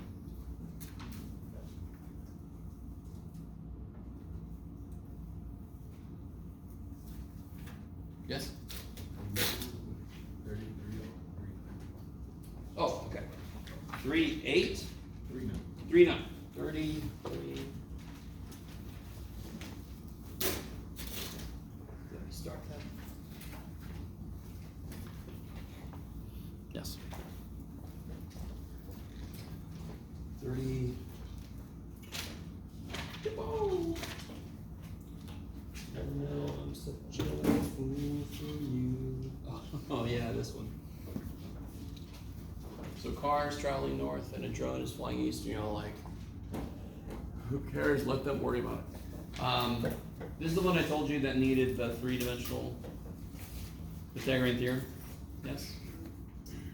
Car traveling north on a straight road at 20 meters per second. So, all right. This one's trippy in terms of the picture to draw to help you. So, if you're uncertain how to draw a cube, one way to do it is to draw 2 squares, pretend like that's a square, and then connect the corners. I'm almost certain everybody's seen that. Maybe yours will look like, won't look like an Amazon delivery that the guy just threw at your door or something. Reason I draw this is because now I have east, west, north, south, up, down. There, yes? So I've got my car. Let's see, where is everybody at? Car is traveling north. The drone is flying east. Okay, this is perfect. Car is traveling north. And a drone is flying east. Let me see, what's it say? At one instant, the drone passes directly over the car. Okay, cool. So at one instant, the drone, so this is the car, this is the drone, traveling east. But the drone is 25 meters up. How do I know that that 25 meters is not changing? In terms of how far the drone is above the ground, not above the car, because the car's moving, of course. But that 25 meters in terms of my cube, if the car moves, how do I know that, and the drone moves, how do I know that still is 25? Because the drone is not going, it's only going what direction? The drone is only going east, not up or down. And any flat earthers out there, yes, it's got to account for the curve of the globe if it goes far enough. Okay. So again, if you're a flat earther, keep it to yourself. Now, let's pick an arbitrary point. Let's say the car has gone this far, and the drone has gone this far, yes? And I need to know the distance between them. So what do you want to, so I don't know if anybody's done this, you could even yell out your preferred variables. What did you what did you call the variable for how far the car has gone? God, that's a really weird sentence. What did you call the variable for how far the car has gone? Or what would you like it? I don't know. C? That's crazy. Okay. Yeah, let's call it C. Now the drone, I'm going to recommend you don't call it D. Because then you have DDT, right? Sounds like you're doing Dexter's Lab. And then, so let's call the drone, I don't care, R. The next letter in. Okay. And then you have 25 here, right? So here's the three-dimensional Pythagorean theorem. Does everybody agree with me? Let me see if you guys call this. Does everybody agree that there's a little right triangle right there on that face of the cube? On this face of the cube, there's a triangle right there, a right triangle there. Yes, is that cool? Because this and this are perpendicular to each other. Because I got my north and my south, my east and my west, and then I got my up and down. That's perpendicular there. Okay. So wouldn't Pythagorean theorem here say c squared plus I gotta remember plus this squared would equal this squared? Yes. Okay. And then I've got another triangle. It's not easy to see on this stupid picture, but if I move out this way, oh, it's not easy to see this picture. It's easier if I do it over here. Let me see. If I just wanted to know how far this point is from that point, I would go, I've got to go over, up, and over, yes? So I've got like I really want this, so I've got to do this, and this, and this. So just to cut to the chase, because I'm having trouble speaking today, I'd have to do x squared plus y squared plus z squared equals some number. Equals this, well, it would, if I call this w, it would be w squared, this distance between them. So just for a straight up flat triangle, it would be x squared plus y squared equals c squared, or whatever you want to call it, yes? You just have to add in another dimension if you go to 3 dimensions. So here, coming back to here, this would be c squared plus 25 squared plus r squared equals whatever you want to call the distance between them. I'm going to call it A for answer.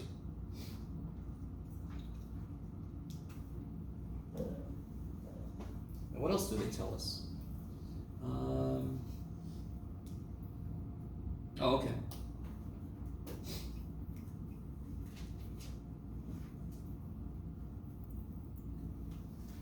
Yeah, cool. All right. And then they tell me, for example, the snapshot is at a time when, at 5 seconds. That's the snapshot time. And then what do they tell me? They tell me the drone is going 6 meters per second and the car is going 20 meters per second. So the drone, 6 meters per second. So what would that be in symbols? What do we call the drone's motion? The drone is R. R. So that would be dr/dt. And the car is 20 meters per second. Yeah, all the units are the same. That's nice. And that would be what unit? What symbols? dc/dt. So I think something I didn't think about earlier. This is, I think, one of the only problems where you want to leave all the variables in there. Let me ask you this. If I take the derivative of this the way it is, I'm going to get a dc/dt and a dr/dt, yes? But they told me the values of both of those. In some of the other problems, they don't, which is why we kind of like want to figure out the relationship between two variables so I can get rid of the one that I don't know shit about and don't care about. Yes? That's the whole idea of like similar triangles, all that stuff. This one, they just straight up gave me information for everybody. Can we stop for a minute? Technically, you didn't have to draw the picture because you could just use the idea of Pythagorean theorem in 3D space, which is just add one more letter squared, which is crazy that works. Picture helps kind of see where things are and why that kind of makes sense. Now you take a derivative. You're going to get dc dt, which they told us. You're going to get dr dt, which they told us. You're going to get dA dt, which is what they're asking us for, yes? What do you think the 5 seconds later is going to help us with? All right, real quick. What do you get when you take the derivative of c squared? 2c dc dt, yes? They told us dc dt, correct? Did they tell us c? Not directly. What's c mean again in the problem? How far the car is going. How fast is the car going? 20 meters per second, yes? And 5 seconds have gone by, so how far is the car going? That's C. Okay. Now you see how to get all the stuff you don't know, you can plug it in. Okay. Babe, is that all right? Is that enough to kind of keep going with? Never, Jeff. Do the whole problem now. No. So then R is 11, or is it 5? No. Okay. The drone is going how fast? 6 Meters per second. every second. It goes 6 meters. How many seconds? 5. So how do you get how far it's gone? Just the 5 seconds. If every second it goes 6 meters. Oh, do we do 6 times 5? Yeah. So whenever you get that per, that pretty much means you're going to multiply 6 meters per second. So I multiply by how many seconds?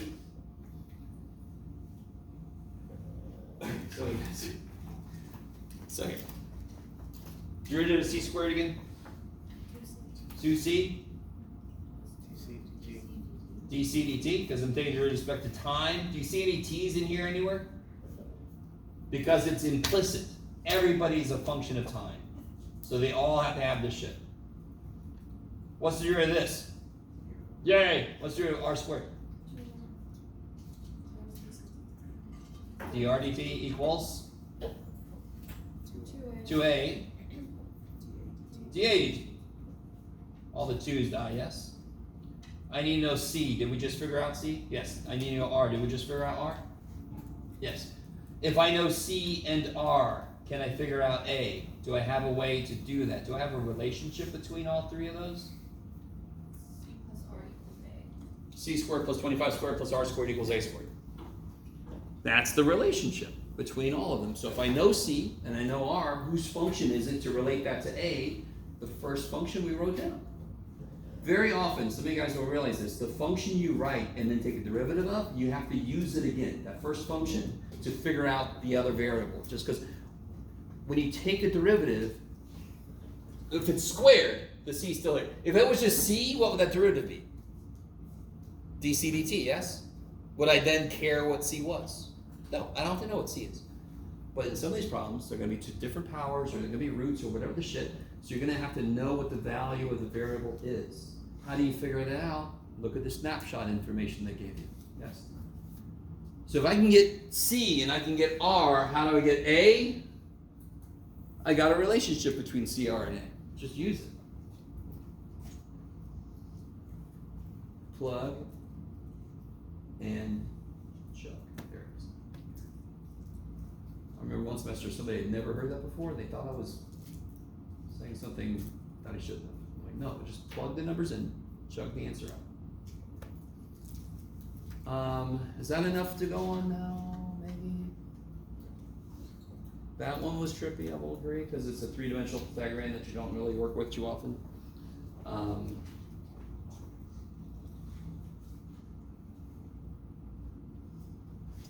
Yeah, let me try to show you this a little better. It is easier here. X squared plus y squared would equal this, yes? X squared plus y squared would equal this distance squared, yes? You with me? X squared plus y squared would make this squared. That's the triangle they live in, yes? So if I want to know the straight distance here, that's a triangle there too. So then if I do this squared plus that squared, that would equal this squared. I love you guys so much. And that's how you get this.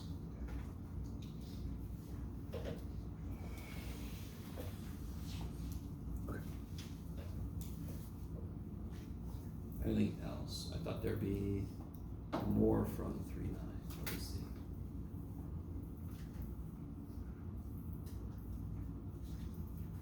So everybody's cool with L'Hopital's.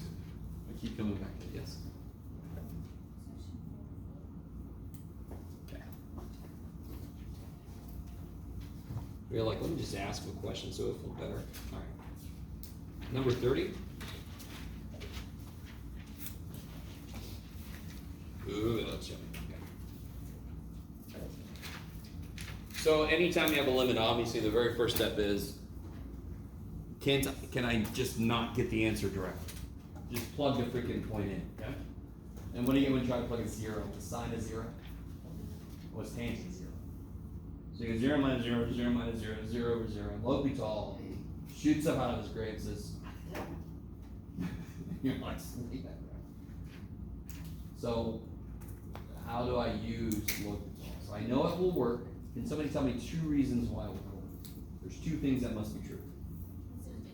It must be indeterminate, and it must be a ratio. Kick-ass. And we got both. It's an indeterminate ratio. So what do I do then? Do I ever have to do quotient rule? Like, would I have to use quotient rule here? No, because the top is a function, take its derivative. The bottom is a function. This is one of the only times I could do that. Because I'm applying an idea. It just depends on how quickly each function independently is going to where it's going. I'm not taking the derivative of that whole function. I'm using L'Hopital's idea. So was the issue with derivatives? What would this become? 1 minus cosine x over 1 minus secant squared. Now, what's cosine of 0? 1. 1 minus 1 is 0. What's secant squared of 0? 1. 1 minus 1 is 0. Is it still indeterminate after you do L'Hopital's rule once? And when are you allowed to use L'Hopital's rule? If it's an indeterminate ratio. So if you do it once, is it still an indeterminate ratio? Do it again. Take the derivative again. And you're all very excited about derivative of secant squared, but quick word about our decision on trig functions. Trust me on this. If you see this, and you have to take its derivative, write that in terms of what it actually means. That actually means this. We just chose a shortcut way to write that. Now, what rule is involved? Chain rule. People, if you leave it like this is a good way so we don't have to draw a bunch of parentheses anywhere, but it really sucks when we have to do something like calculus. So it's better to write it fully what it means, the square of a secant. Now I can see its chain rule. Is that okay? Whatever, Jeff. Just make it stop, Jeff. I don't know. So what happens? Let's see what happens. So it started off like what again? Sorry, x minus sine over x minus tangent. So when I do 1 time L'Hopital's, you get 1 minus cosine over 1 minus secant squared, which is still 0 over 0. So this little thing here is just telling me what form it's in, and this, if you write this down, it's telling me that that was what you noticed. So I understand why you know to do L'Hopital's. Sometimes if you don't write that down, I might be like, well, why the hell did you do L'Hopital's? Did you even check first, or did you just do it? All right. So do you think we're going to give you a limit where you don't have to do L'Hopital's? You could just get it? We'll find out. I might. So if I do L'Hopital's again, what do I get? Derivative of 1 is? Derivative of cosine is?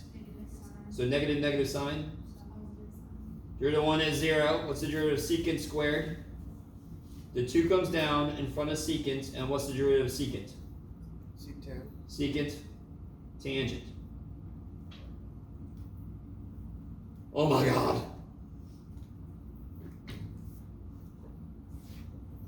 When you plug a 0 into that mess, you get 0 over 0. Are you going to do L'Hopital's again? Is there nothing you can do to simplify this at all?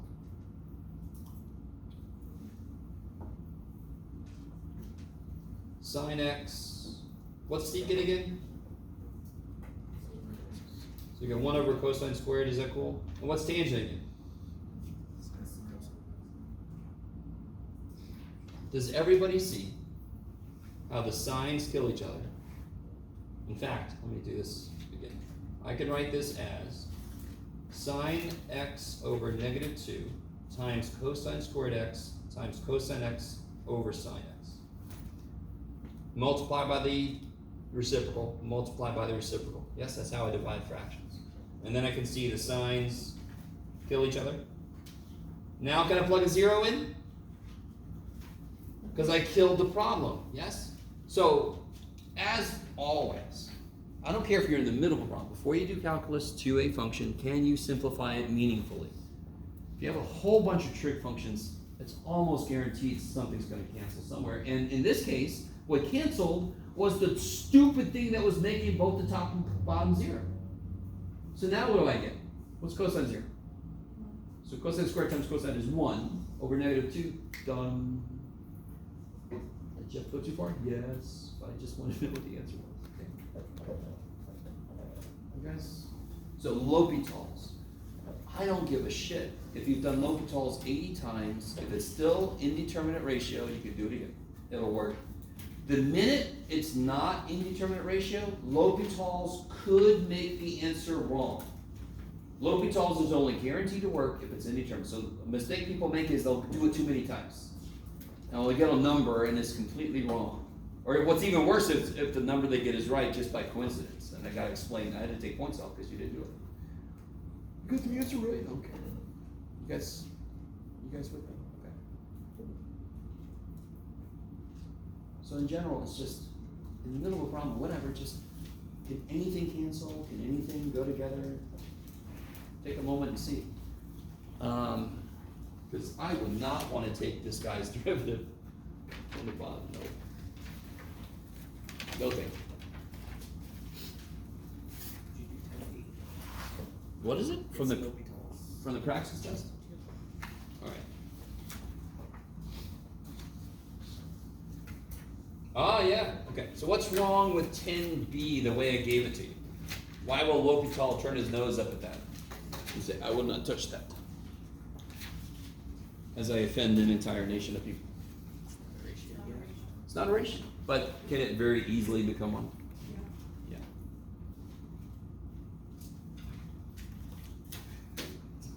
That's all I'll say. So obviously, which part can go and make this a ratio? Yeah, e to the negative x squared, it wants to be on the bottom, right? Just put an e to the x squared on the bottom. And then what form is it in? If you do that. No. I mean, what indeterminate form is it in? Is it in an indeterminate form?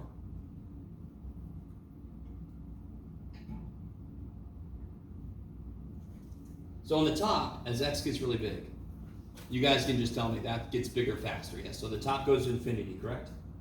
What does the bottom go to as x gets really big? It goes to infinity stupid faster, yes? Well, that kind of gave away the game, but you'll get there. So can I use L'Hopital's rule? Is it a ratio that is indeterminate? Totally, yes? So the top is easy enough. The bottom is going to be a chain rule, but it's not that bad, yes? Maybe? No? If you haven't tried it, go ahead and try it. Take the derivative of the top, derivative of the bottom, because that's L'Hopital's, and L'Hopital's works exactly for this situation.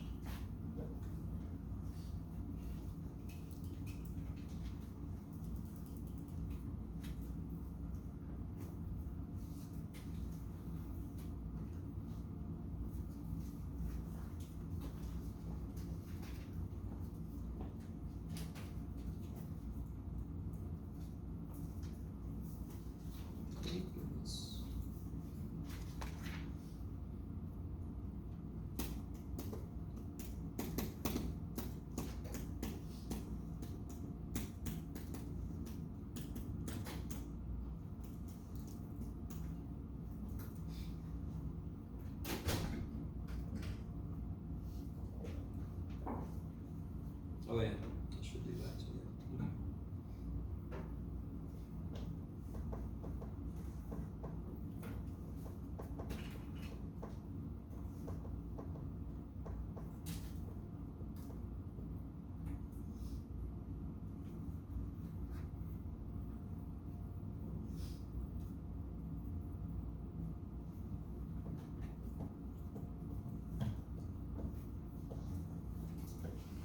Alright, so let's see. If I apply L'Hopital's on the top, I'll get 2x minus 1. What do we get on the bottom?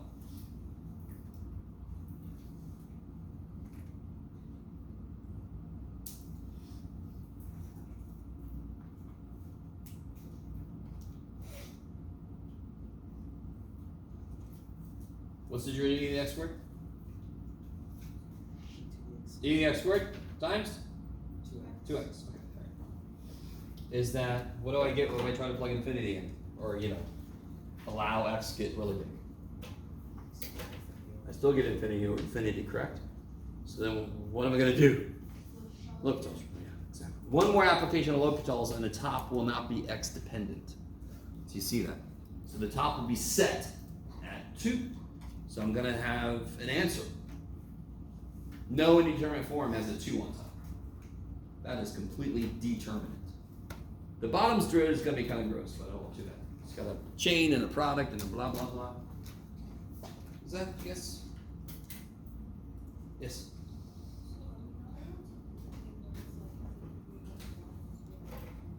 Well, it's not a polynomial.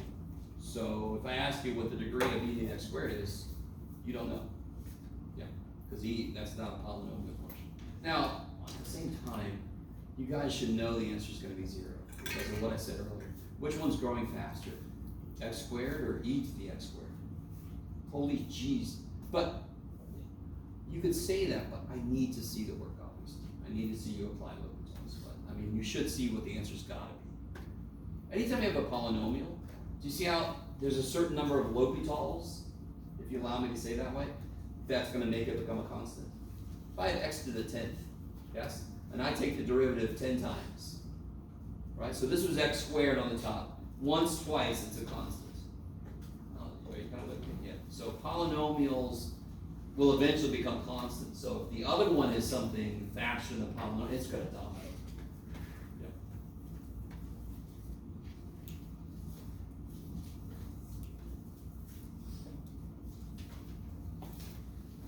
Okay. Thank you for asking about L'Hopital's. I'll stop talking about it. Unless you ask more. Wait, so what do you do after this point? Oh, sure. You do L'Hopital's again. Because it's still infinity over infinity. So it'll be 2 over 2e to the x squared plus 4x squared e to the x squared. If you do product rule and chain rule, yes? So now it's 2 over really big. Oops, forgot my limit. Blah, blah, blah, blah, blah. So that's 0. Yeah, 2 over really big.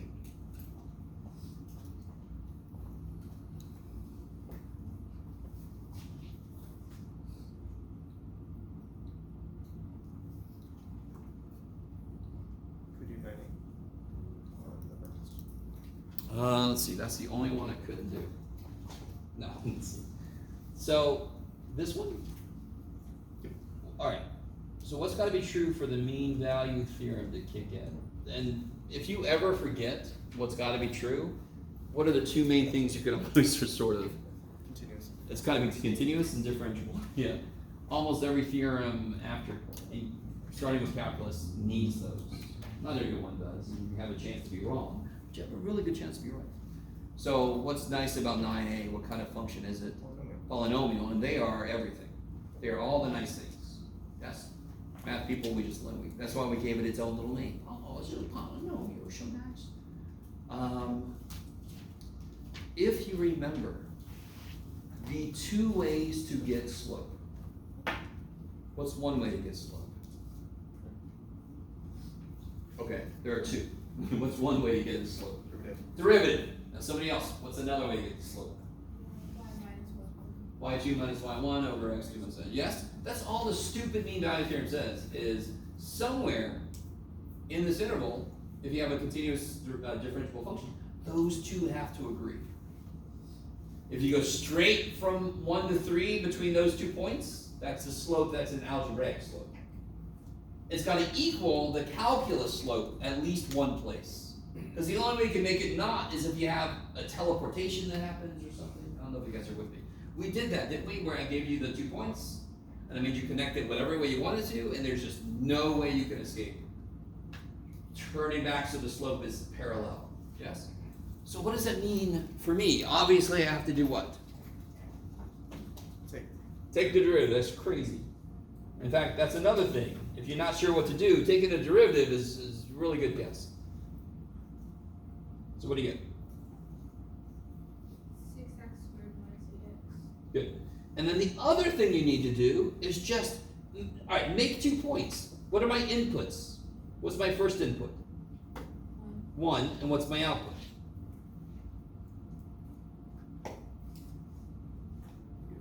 -2. And what's my other input at the end? 3. And what's my output?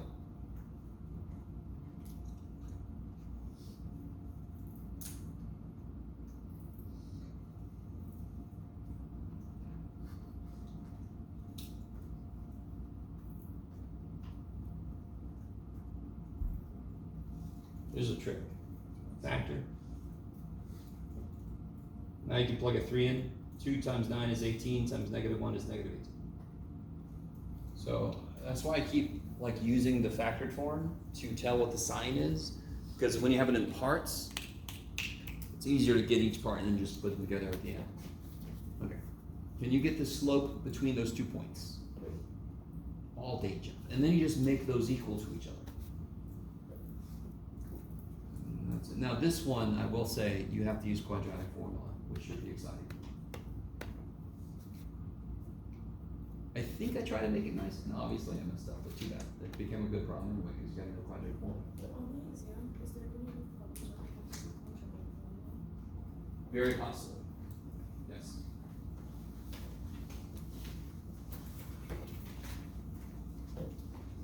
Could we please do? Is that enough, by the way, you guys? I'm sorry. Is that enough for that one? Just do y2 and then set equal that. You're gonna get 6x squared minus 8x equals 10 or something like that. You gotta bring the 10 over and do quadratic formula. Could we do that? So this is the slope, correct? And I can also get the slope this way. y2 minus y1 over x2 minus x1, yes? So I'm saying, since these are both the slope, I'm gonna set these equal to each other. And let's see, you get -18 plus 2 is -16 over 2. Is that right? I should get -20. What happened to me? Did I make a mistake? 2x squared. Oh, I did. Jeff, you're smart. There should be x minus 2 there. There should be plus 18. There we go. 18 plus 2 is 20. Over 2 is 10. There's the 10. Subtract the 10 over. You could factor a 2 out. You do quadratic formula. You're going to get 2 answers. One of them's going to have a problem. If I get an answer of like 7, how do I know that's wrong? That's impossible. It's out of the 1 to 3. So you're going to get 2 answers. One of them's not between 1 and 3, and one of them is. Yes? It's not a huh? Oh, okay, okay. I think this is good, okay? Yes, maybe? So if I ask you about mean value theorem, it's take the derivative of the function, get the slope between the endpoints, set them equal to each other. Yeah, then solve. I love mean value theorem because it's just in your face. Hey, there's 2 ways to get slope. The way you knew before, the way you know now. Set them equal to each other, right? I don't know what the problem is like from New York. So which one? There was a question on the homework for 4.2, and it mentioned roles. Oh yeah, damn it. All right. Here's the. Are you ready? You ready? Don't feel bad. If you have to leave, just come up and ask for a practice test answer key. We're good. Mean value theorem visually is this.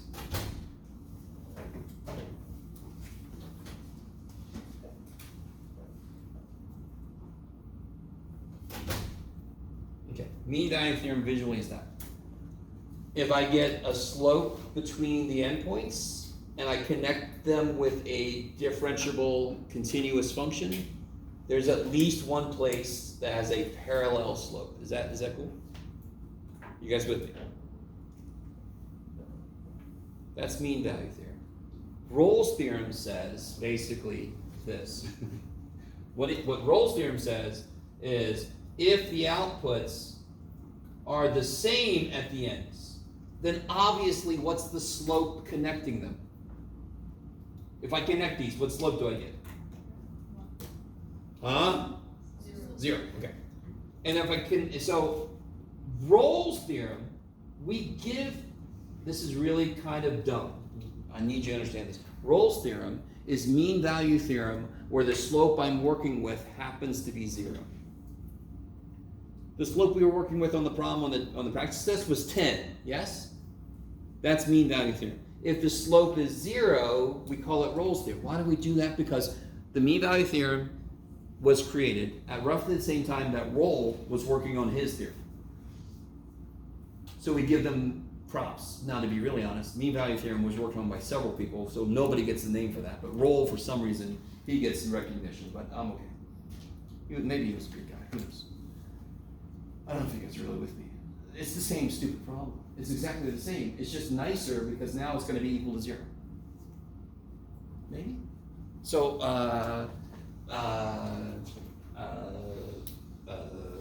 which one was it you're looking at? Well, it was saying that you have to draw a function that does not satisfy the conclusion of Rolle's. Oh, yeah. So that just means it has to. So for example, if I try to connect these two with a continuous differentiable function, it's impossible to do so. So I'm like, I'm gonna escape, shit, there's a parallel line, yes? If I allowed myself to have the function not be continuous or differentiable, then I could teleport, I could do all kinds of shit, yeah? So I mean something like this. So if I have A to B, yes? And I go, I'm gonna escape there. Is the slope ever 0 for what I drew? It says it has to be defined anyway, so is that still? Oh, good. So then you can't teleport, but you can do instead, I almost don't want to give it away. So this is me making it not continuous or differentiable at that point in the middle. So if it's got to be continuous, they're saying it doesn't have to be differentiable. Correct? Which one was it again? It's number 2. 2, okay. Does draw the graph function such that, okay. Defined on 0 to 8, so it can't be undefined somewhere. Just to remind you guys. That does not mean continuous. How about this?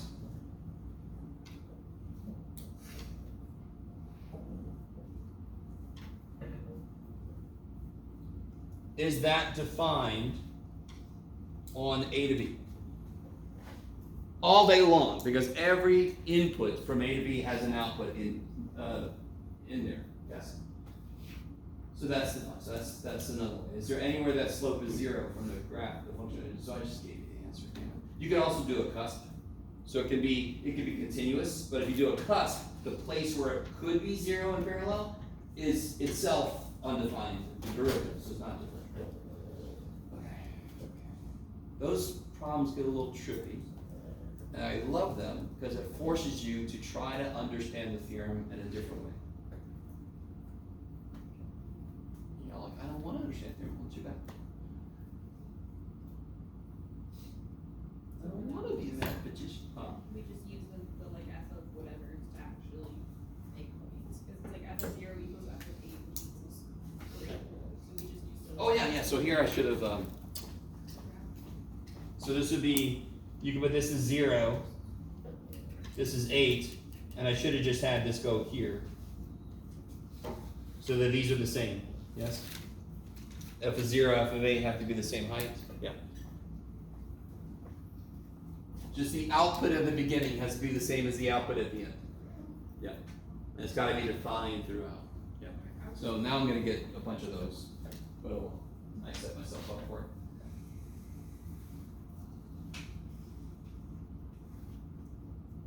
So the idea is, if I have a function that is not allowed to be discontinuous or not differentiable, it has to turn, and the minute it turns, somewhere in that turn, it's gonna be parallel to if it would've just went straight.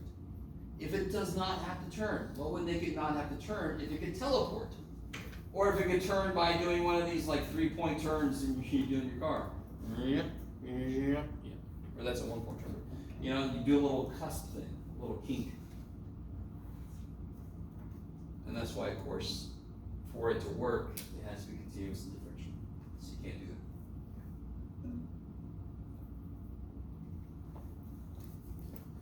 So everybody try that monk problem out? You guys know what I'm talking about when I say that? Oh, the monks. Yeah, so the easiest way to do the monk problem is, what was it, 7 a.m. to 7 p.m. or something like that? I can't remember. Let's just say it's 7 a.m. to 7 p.m. So he's climbing the mountain, right? Here's the top of the mountain. So, he gets to the top, yay. So the next day he starts here, right? So here's the whole idea. He's got to get to the bottom between 7 a.m. and 7 p.m. Is there any way to get from here to there without crossing through this line? No, that's the idea. That's the idea. Yeah.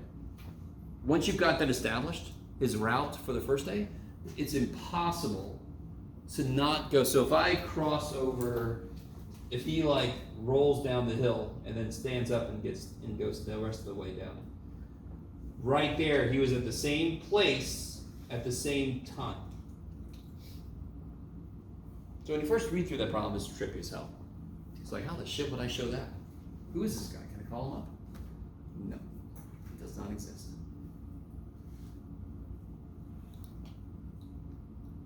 Sorry. The monk problem is just this little. What's funny about the monk problem very quickly is I did it, and then I started noticing it was showing up in the book. I'm like, oh, cool. Because it's just a problem I kind of heard about when I was younger. So neat to see it in the book. Like, oh my God.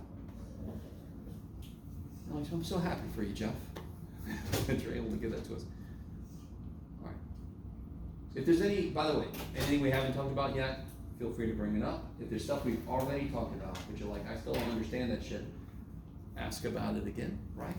Do you guys want to focus on any other idea? Is there any problems we haven't done yet that you want to look at?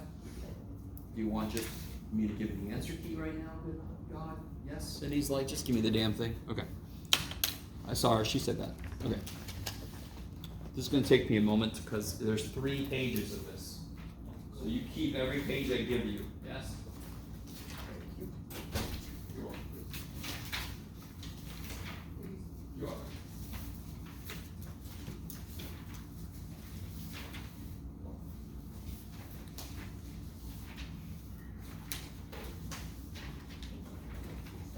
Yeah, you worked just right, didn't you?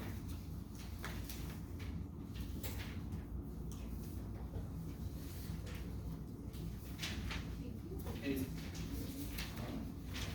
Wait, oh, gosh. Those two go together. And then those go together. Oh, just, okay, I was gonna go over there. Alright, I think. You.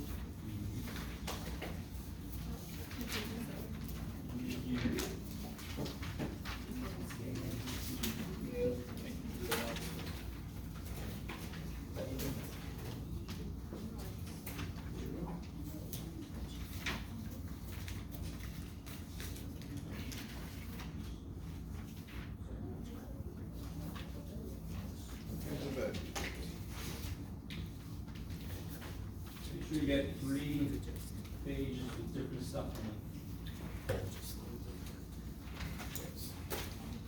Hey. Would you help me with my copy?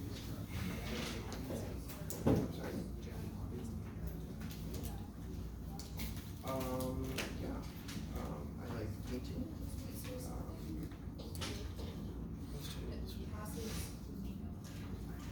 Went to a concert this weekend. It was a jazz performance in the park in Coronado. It's okay.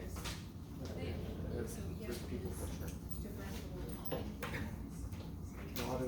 There's a lot of people in the crowd, and it was very still. But the jazz was decent. The jazz was pretty decent. It was cool to play when I went to music class last semester. Yeah, so like thinking about jazz and what era it was, and what it was focusing on. One thing I couldn't tell is if there was any improvisation or what they're actually.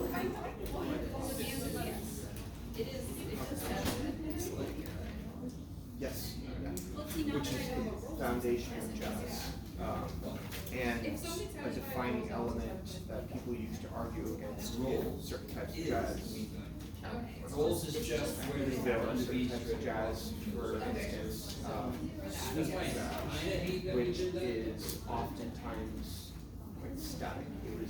It was performed in like concert halls exactly as it was written and performed on the radio, because people who weren't familiar with earlier types of jazz, when they heard it on the radio and then they see it, they were pissed off because it didn't sound exactly like what they heard on the radio, because they were improvising. All right, did everybody get?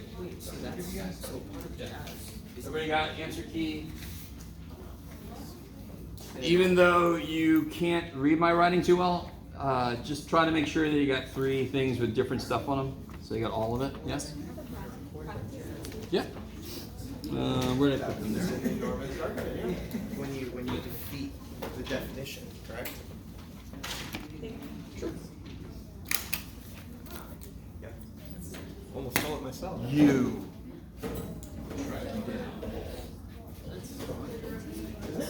Yeah. So I think it was like the 50s and the 60s, there was a big fight about sweet jazz versus hot jazz, because hot jazz was all improvisation. Do you want homework and quiz correction or quiz corrections in the same file? Yes. Just the big pile of it was because you write it down as performed exactly as, but that was to satisfy a different audience. Because hot jazz largely came from like poorer populations, and then it became popular with richer people who interested in content or I heard on the radio. So I went back to Virginia this weekend.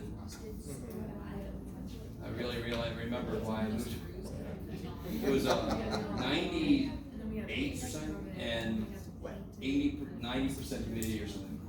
And you get off the plane and you can feel it through the edges of the little walkway tube that comes over. It just is like this wall, and you're just gonna be like, you just have to have a shower no matter. North. Well, just that's where my parents live. They were also there. I like listening to reporters who actually know North. Charlottesville, yeah. That's JMU, right?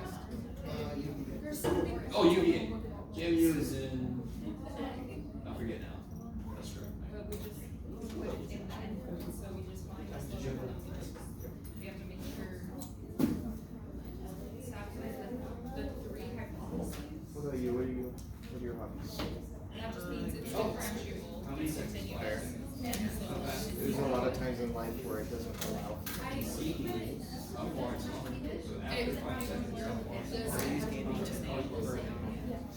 well, the y has to be the same. No point in. Your It wasn't harder. it has to be like -1 and 3. That's the 3. And then for A, you have this, but you gotta know this, you gotta know this, so you plug it in here, find out this. That's true. That's true. So the 3 hypotheses. Yes.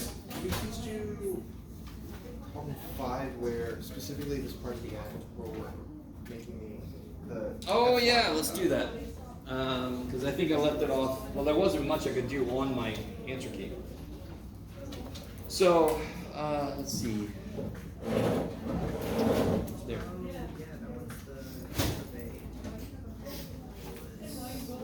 So guys, this problem here, everybody's contender for everybody's favorite is this one. So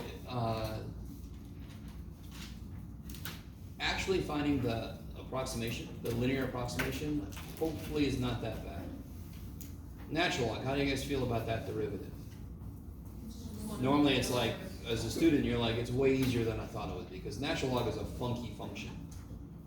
It's just directly defined to be the inverse of this other function that itself is kind of funky. And its derivative is relatively easy. Okay.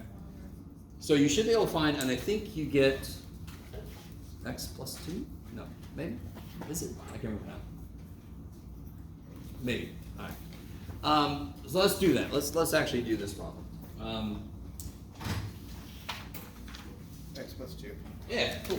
So if you do the linear approximation, and what's the other way to say that in Tangent line. plainer language? Yeah. So if I'm given this function, let me ask you this right now. If I wanted to use this to figure out this, what would x have to be? 2. 2. I'm not going to make x 5 because that doesn't make any sense, because if I make x 5, I would find the natural log of 8, which is not what it wants me to find, correct?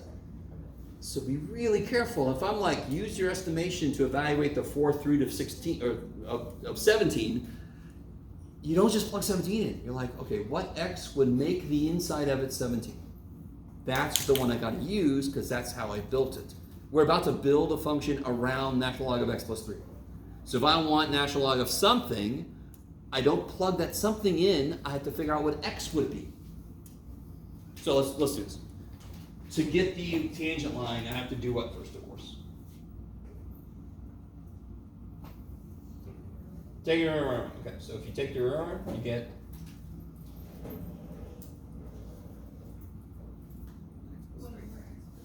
so now I need to know f of negative 2 is and what f prime of negative 2 is. I have to know the point and the slope. So what is f of negative 2? 0. And what's f prime of negative 2? 1. So in plain language, this is x1, y1, and this is m. At that point. So the minute, if I would have built it around a equals something else, I would have moved, it would have been a different slope, a different point, blah, blah, blah. Yes? And that's why the tangent line approximation only works close to the number you build it around. Because the minute I move, it's a completely different slope. Okay. So that's how we get x plus 2, because it would be y minus y1 equals m times x minus x1. So we get y equals x plus 2.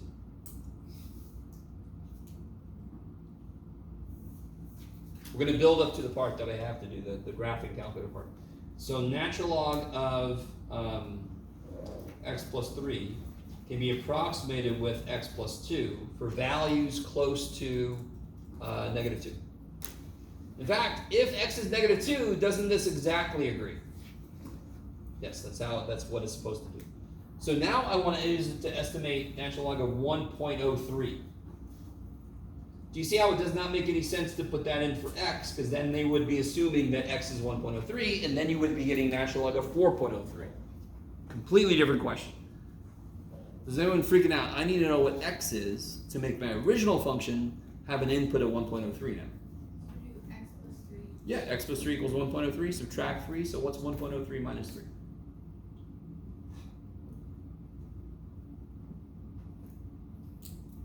Sorry. What's 1.03 minus 3? What's 3 minus 1.03? What's $3 minus $1.03? Okay, negative 1.97. So I'm going to plug in negative 1.97. So we get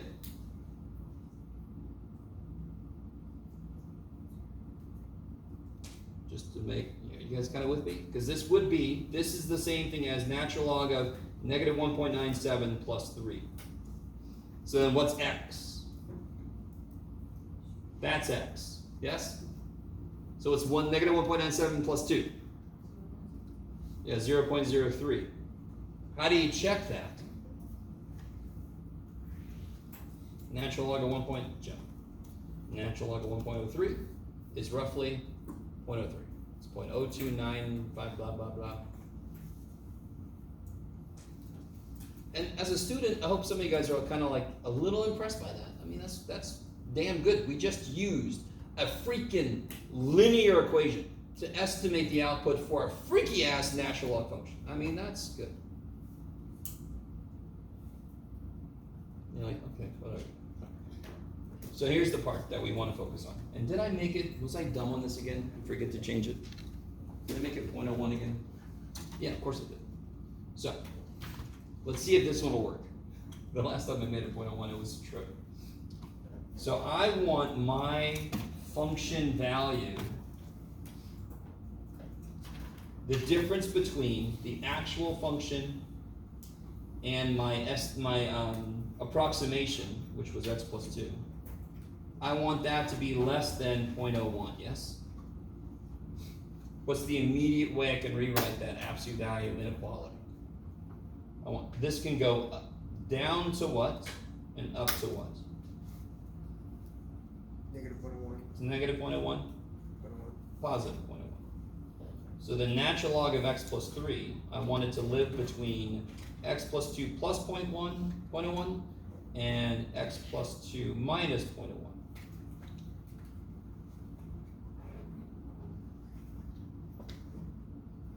Does it matter which one you put on either side? Of course it does, because the inequalities have to be true. So if you put these in the wrong order, then 0.01 is not less than negative 0.01. So it's, talking about the x plus 3 and the x minus 2. oh, like which? Yeah, which one you move to? Technically, no. In order to make this easier to work with, it's better to put the original function first, because then you just have to directly add this. If you can reverse them, you have to do this, and they have to divide by -1, they have to remember to change your signs, all this kind of crap. Yeah. So now, what do I put into my calculator? Those three functions. All those three, yeah, beautiful. Sort of a trick question, but not really.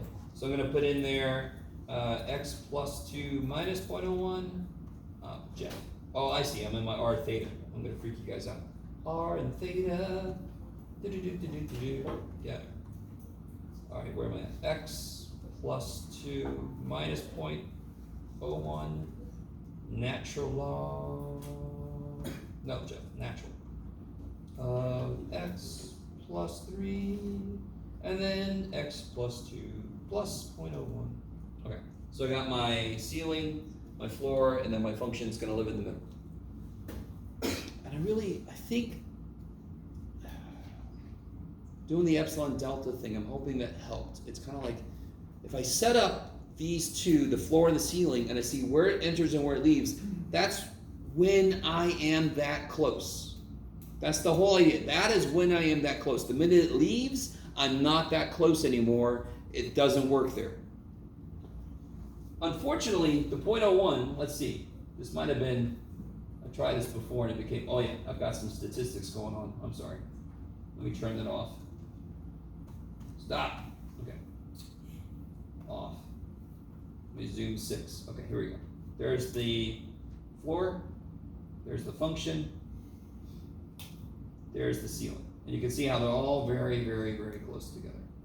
So everything's happening right there, yes? So that's a beautiful time for zoom box.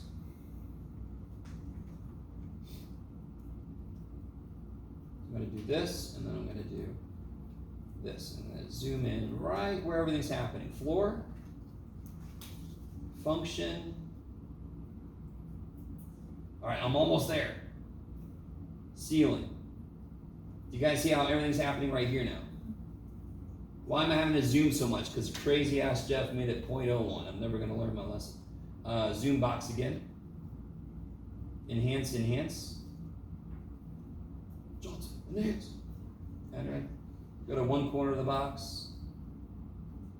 What's in the box? Okay, floor. Function. Oh my God, that's crazy. Ceiling. Can you guys all see the ceiling? The function never hits the ceiling. Okay, so now this still is really, really tight. I could do zoom box one more time, but Oh my god, you guys really can't see that. Oh Jesus. Let me try to do zoom box one more time. Zoom box. See how the red approaches right there? Oh, this is gonna really help at all. And then the red leaves right there.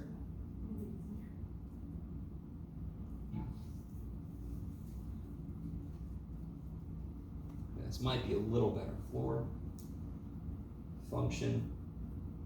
Oh, I guess a little separation, okay. And then ceiling. So what I need to do is figure out when that floor hits the function, or when the function hits the floor. When the function hits the floor, things go crazy. Okay, so if you go calculate, intersect. I'm going to calculate the intersection between the blue and the red. So I'm going to go right about where it is, enter. That's red, enter. And there's my guess, enter. So it looks to be about negative 2.13, roughly.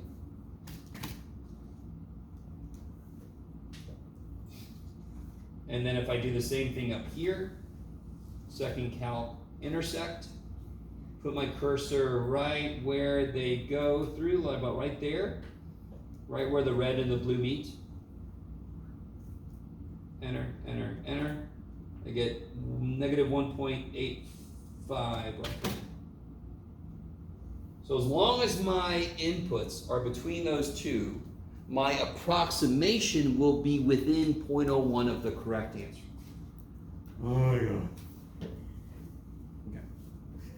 If I make you do this on the test, I'm going to give you one where that's a little bit more separation, so it's easier to look at on your screen. I don't know why I keep doing 0.01. That almost is never easy to see. Do you understand what this is trying to show you visually? It's just trying to show you at some point the function and one of or both of your approximations are that close. And how do you visually see that? When it comes in, it is that close. When it leaves, it isn't. So then you can see the interval within when it's close enough, when it's that close. I'll stop saying basically the same thing over and over. Okay. I'm not sure what's happening right there or something. It's still happening. So, do you guys have anything else that we haven't talked about or anything that still doesn't make sense? How about this? Let me ask, does anything make sense? Does anything make sense? Yes? Yes. Can you do 3E on Let's see. Oh yeah, I'm surprised nobody asked me about this thing. Is this thing okay? You guys, how do you get the velocity? If they give you the position, how do you get the velocity? Just derivative. Take the derivative. So this problem is really very in your face about, if I ask you a question, you have to know where to plug the value in, yes? If I know the position, you plug it into S. If I want to know the velocity, you plug it into S prime. So you're asking about part A. So this part A, of course, is one of my favorite questions. What does it mean to get back to where it started? Where did the train start? Position 0. Position 0. How did you figure that out, Jake? I know. Just tell me. I took physics before. No. Go on. How did you figure it out here? I don't care if you took Position physics. is 0 when position is 0 with the position function. So when it's 0. No, not true. What's time start? Time starts when in this problem? When position is 0. No. When does time start? What's time live between? 0 and 8, correct? How could you have negative time? Will you ever watch the rocket take off? Do you ever hear T minus 12 seconds, T minus? That's negative time. That's before takeoff. Okay, so I could look at the train from 1 hour to 7 hours in its trip, yes? So where would it start with what I'm thinking about would be at 1 hour. Are you with me? So this starts at time 0, and at time 0, where is it? 0. Kind of makes sense. 0 is home, yes. Is everybody with me? So if the position is 0, where is the train? Home. Does that make sense? Is the position 0 at any other time? How do you figure out when the position is 0? What equation do you set up? What is the position? What's the function for the position? Negative t cubed plus e Yes. squared. And how do you figure out when that is 0? Z equal to 0, and then you factor the damn thing, yes? So do it. What's the other time? Don't say it. If you haven't done it yet, please set the position to 0 and factor and solve. Probably won't be surprising, but it doesn't have to happen this way. Don't assume it's this.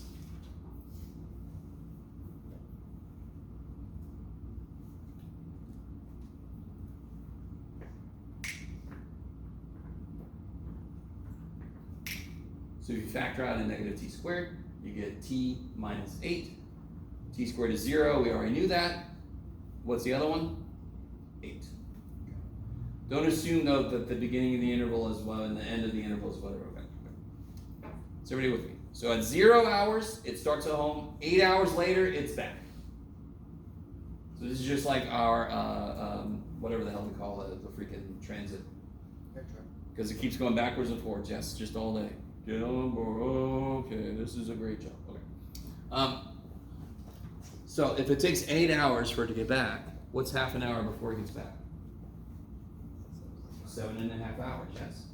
I want to know the velocity, how fast the velocity at 7.5 hours. Do you have a velocity function? If you did the problem, you do. How do you get the velocity function from this? What do you do to this? Take the derivative. Because all the velocity is how quickly your position is changing. So that's the derivative of position. So all part E says is shove a 7.5 into your velocity function. Right? And then you say, do I know you? Just shove it in there. See what you get. Yes? Why is position frequently S? I don't know. I forget. I think at some point I knew. It's sort of like why is slope M? And there's an urban legend about it. It's marché for French for walk. And slope is like walking around. And everybody's like, is that true? And we're like, maybe. So why is position S? Now that's physics. That they picked S. I say they, but I'm one of them, so who knows? I don't know if I ever knew that, to be honest. I'm sure I looked it up at some point because it happens all the time. But if I knew it, I forgot it. Right? Ask ChatGPT and see what it makes up. Cool. Now I gotta know. Now I'm gonna look it up. Okay. Are you guys okay with that? What if I ask you about acceleration? What would you do? Second derivative. Yeah. Acceleration is just the derivative of the velocity. You just take another derivative. Not a big deal. Is that okay? All right. I want everybody to do good. I do. And y'all are kind of looking a little beat up, and I'm sorry. But, you know, calculus in the summer. It'll do that. Yes? For problem number 8, with the absolute extreme values, that's absolute min and absolute max, right? So you find Yeah. the critical numbers and Yes. the endpoints. Yes. And you just plug them into units. Only plug in the critical numbers that are allowed to be in the contest. So they have to be in the interval. Yeah. So then the interval is kind of like what it takes to be in. And then all those who meet those requirements, you plug it into units. Yeah. 2 contests going on, highest, lowest. Yes. So for if you're taking a derivative of e to the negative x, would it be negative e at negative x? Yes, in fact, can you guys tell me what the derivative of e to the ax, where a is a constant, what's its derivative? So if e to the ax times the derivative inside, which is? What's the derivative of ax? A. So what's the derivative of e to the negative 7x? Negative 7 e to the negative 7x. If you wanted to, could you memorize that rule? Should ya? It's just chain rule, correct? What does it look like happens? This does not happen, but what's it look like happens? The a comes down. But it doesn't actually change. The power stays the same, correct? So I gotta be careful when I say that because people start to mix it up with the power comes down and goes down by 1. No. That's not at all what this does. Are you guys alright with that? In fact, what's the derivative of sine ax? A cosine ax, yeah? So, I mean, the chain rule just kind of takes out or takes down or whatever the coefficient if it's a linear function inside. So there's a lot of these little bogus rules that you have to be careful about because they make you think incorrect things. So if it was e to the ax squared, what would that derivative be?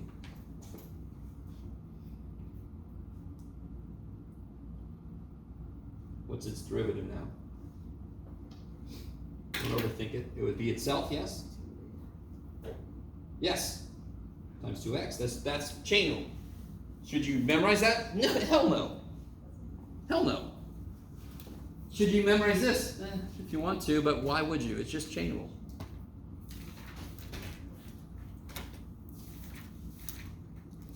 So if A is -1, this just comes out front. Yeah.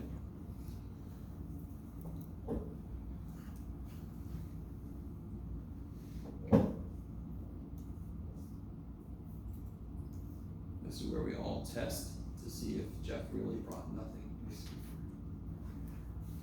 If you guys have questions. Well, I did bring that answer piece. Can anyone read any of it? Yes. Can we do 89 from the question 4? It's in the book. 89 from which one? It's from the practice test. Oh, so now, I see, okay, so it's page 270. Okay, yes. Wait, actually, can we do 90? 90 instead? Yeah. Okay. Oh, you just take an extra step. Yeah, 90 is a little bit trippy. The rate actually never equals 0, which is weird. Theoretically. In practice, it does. But, so the limit, hopefully it wasn't too bad. It's because, how can I rewrite e to the -AT? What's the negative power? Yeah, so that would be k times 1 over e to the at minus 1 over e to the bt. And what does 1 over e to the something t do as t gets really big? What's e to the t do as t gets really big? Gets really, really big, yes? And they told me a and b are positive constants, which is important here. But as t gets really big, those both get really big. Since they're on the bottom, it makes them become really small, so that becomes 0 minus 0, it makes the whole thing 0. Yes? So it makes sense that at some point, even theoretically, the amount of drug in your system should be 0. Now, the thing that makes this theoretical and not practice is that it doesn't take an infinitely long amount of time for drugs to leave your bloodstream. Yes? I want to change that into some kind of a little life lesson about when to take a drug test. But if I wait for this theoretical function, I've got to wait till time goes infinity, basically, for that to be 0. Is that okay? Now, I want you to understand. Well, okay, if you do the derivative, but even if you don't, what's happening to the amount of drug in your bloodstream over time? It's going down. It's decreasing. When will it stop decreasing? When it's done, when it's out. When is it out? Never. It has to go to infinity, according to this theoretical model. Yes? I need you with me. Theoretical models, very often, by themselves, don't match reality perfectly. They work within a certain range, but they don't match reality perfectly. Right? Normal curves go to infinity, but grades stop at 100 for the most part. Right? So therefore, it only works within a certain range. Before you get to part C, you know the answer to part C. You just told me that the rate will always be decreasing, meaning the rate will always be negative something until it's gone, and it's not gone until infinity. So you know the answer to part C is going to be never. Already you know that. Now, don't just put never because, you know, we talked about it. No. Part B, find C prime. How do you take the derivative of this? Well, one thing you could do is just distribute this k. The k is constant, right? So, and this is actually a great time because we just did this derivative in general, basically.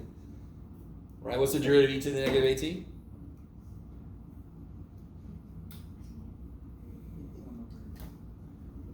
Negative a e to the negative at. What's the derivative e to the negative at? Negative b e to the negative bg. Yes. So part B is pretty easy to get. And if you try to take its limit, you can answer part C. All right, is that enough to go on? Sarah, did you ask that or who asked? That's enough to go on? Yeah, so Okay. you just can't say never, but we would rather say that like as time. I think on the answer key, did I put, Yeah, you said either k equals 0 or as the time. What'd you say? yes, that would be officially, but the funny thing is, that's the same thing as saying never. Because when will time get to infinity? No. As far as we know. Beginning of the universe, it could have been like a crunched infinite moment. All of infinity beforehand happened at one instant. Let's not think about that too much, I'm sorry. That's why I like the sine function that kind of like oscillates infinitely as it approaches something. That's basically a finite distance to represent an infinite amount of change. I'm sorry, I'll stop. You didn't need to see a 59, that's okay? Or whatever, the 89? No. Okay, good.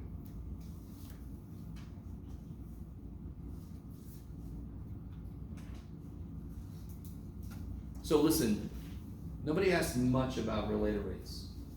I'm not sure what to make of that. I was helping somebody earlier, and it seemed like some light bulbs went off. I'm not going to give you one that's got 3D stuff. You're going to see homework problems that are harder than what you're going to see on the test. And my philosophy with that is the thing about the bigger basketball. You practice with a bigger basketball, you're going to be that much better in the actual game. Yes? Do you have any tips if the picture is the biggest problem you have? Oh, If I am given a picture, then I can do it. It's drawing the picture on the footage. because I appreciate that, because the picture very often rules everything. If you don't draw the picture, you're going to be putting things in the wrong place and all that stuff. I mean, either I'm going to give you somewhat of a rough picture to start with, or I'm going to expect you to be able to draw because I didn't make it too crazy, but you can always come up and say, I've got this so far, can you give me anything? You never know how much I'm going to say or whatever. I mean, really depends on how close you are. If you're not anywhere close, I'm like, I mean, what can I do? But you're right, the picture is what's important, and okay. There was like the baseball diamond problem. Yeah. Versus the trapezoidal problem.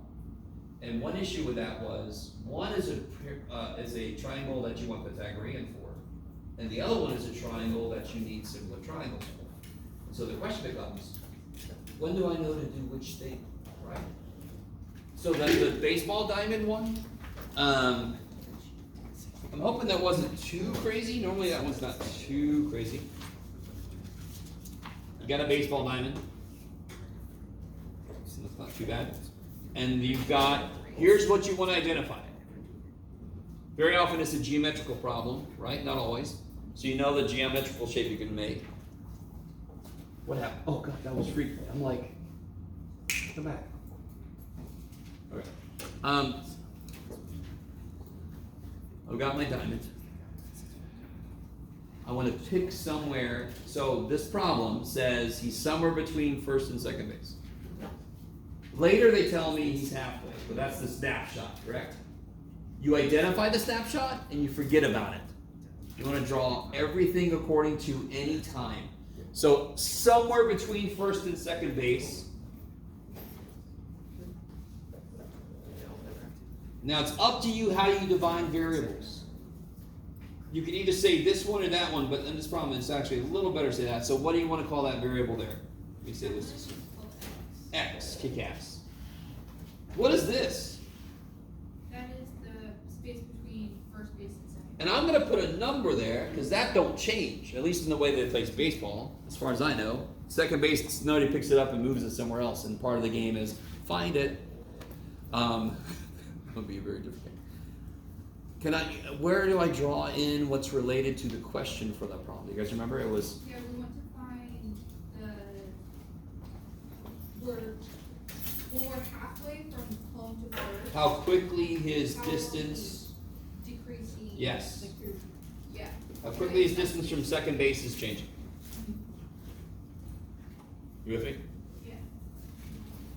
And that line I just drew, is that length of the line able to change through the problem as the guy runs? All right, so one level of this is draw the right shape. The next level is identify the parts that you care about that change and that don't change. If they change, they need a letter. If there's a snapshot, forget about it first. X is not always 45. It's only 45 for an instant. I'm going to use that instant later. If I plug stuff in too early, my derivatives are 0, I go to shit. Now here's the part that I think really was tripping this one dude up that was asking some questions. What's the relationship between the variables? I've got all my variables that I care about, correct? The X, they tell me how quickly he's running. The Y is related to the question they asked me. In fact, right now, before I do anything else, really, to be honest, now that I've identified my variables, did they tell me what dx dt is? I think that was 25? 24 feet per second. 24? Okay. And what's the symbols for? They asked me dy dt. The reason I suggest you do that is so you know what to put where, and if you don't see this, you know you screwed up. Because how can you answer this question if you don't even have it to solve for, correct? So it's good to know what to put where and what to look for. Yes? So now that you've got your picture drawn, you got your variables identified, you got your constants identified, what connects? What's the relationship? And I think this is what was throwing him off. I don't know if it's anybody else. What shape do they all live in? Don't tell me diamond because they're more specific. That's right. Triangle. And a right triangle. And how do they relate? Yeah, it's a right triangle by definition, right? Because that's how the bases line up. It's perfectly symmetric in all directions. So this is a right angle. So how do they relate, of course?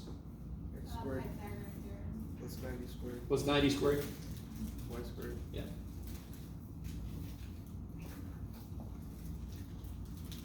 Then you take a derivative. So you do not worry about the snapshot until you have finished taking the derivative. If you use that snapshot of information before that, you've made a mistake. I don't know if that helps, but most related range problems are this. Draw a picture. Find the parts that are changing that you're interested in. Give them letters or put the number down if they never change. What is the relationship between all those? And once I have a relationship between the variables themselves, I can take a derivative and get a relationship between the derivatives. So how much calculus is actually involved in these problems? One step. There's one step's worth of calculus, and everything else is freaking algebra. Right? I don't know. Is that all right? So, like, what's this guy's derivative? I had different. Oh, you're fine. Whatever the hell I am. So this would be 2x. 2x, then dx dt. What's his derivative? Thank you. 0. And then y dy dt. And what did they tell us? Do we know dx dt? Yes. Yes. Do we know dy dt? No, that's good, because that's what I need to know, so I found it. Do I know x? Yes. They told me x was 45. 45. Do I know y? Not yet. But guess what I used to figure out y? I use this, because that's the relationship between x and y. So what's this guy's job? If I know x or y, I can figure out the other one. What's this guy's job? If I know dy dt or dx dt, I can figure out the other one. Related variables, related rates. Their jobs are to, if you know one, you know the other. Go back, go back. So very often, not every time, but you'll use that first equation to help you figure out a variable for your rates equation. I don't know if that helps. I hope that helps. It's hot. Anything else?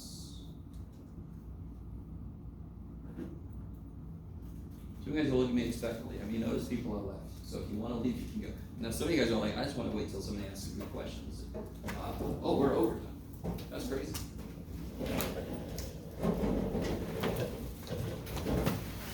Alright guys, I'm always rooting for you, I really am. Thanks, Professor. You are. You're like, that'll help, Jeff. Make an easy test, that'll be better. Oh, tomorrow I'll actually be here at 8 if there's somebody taking the test early. So feel free to come anytime from 8 to 10. There you go.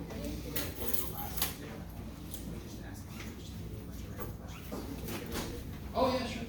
Yeah. not even becoming an A before you get it later. No, I don't care.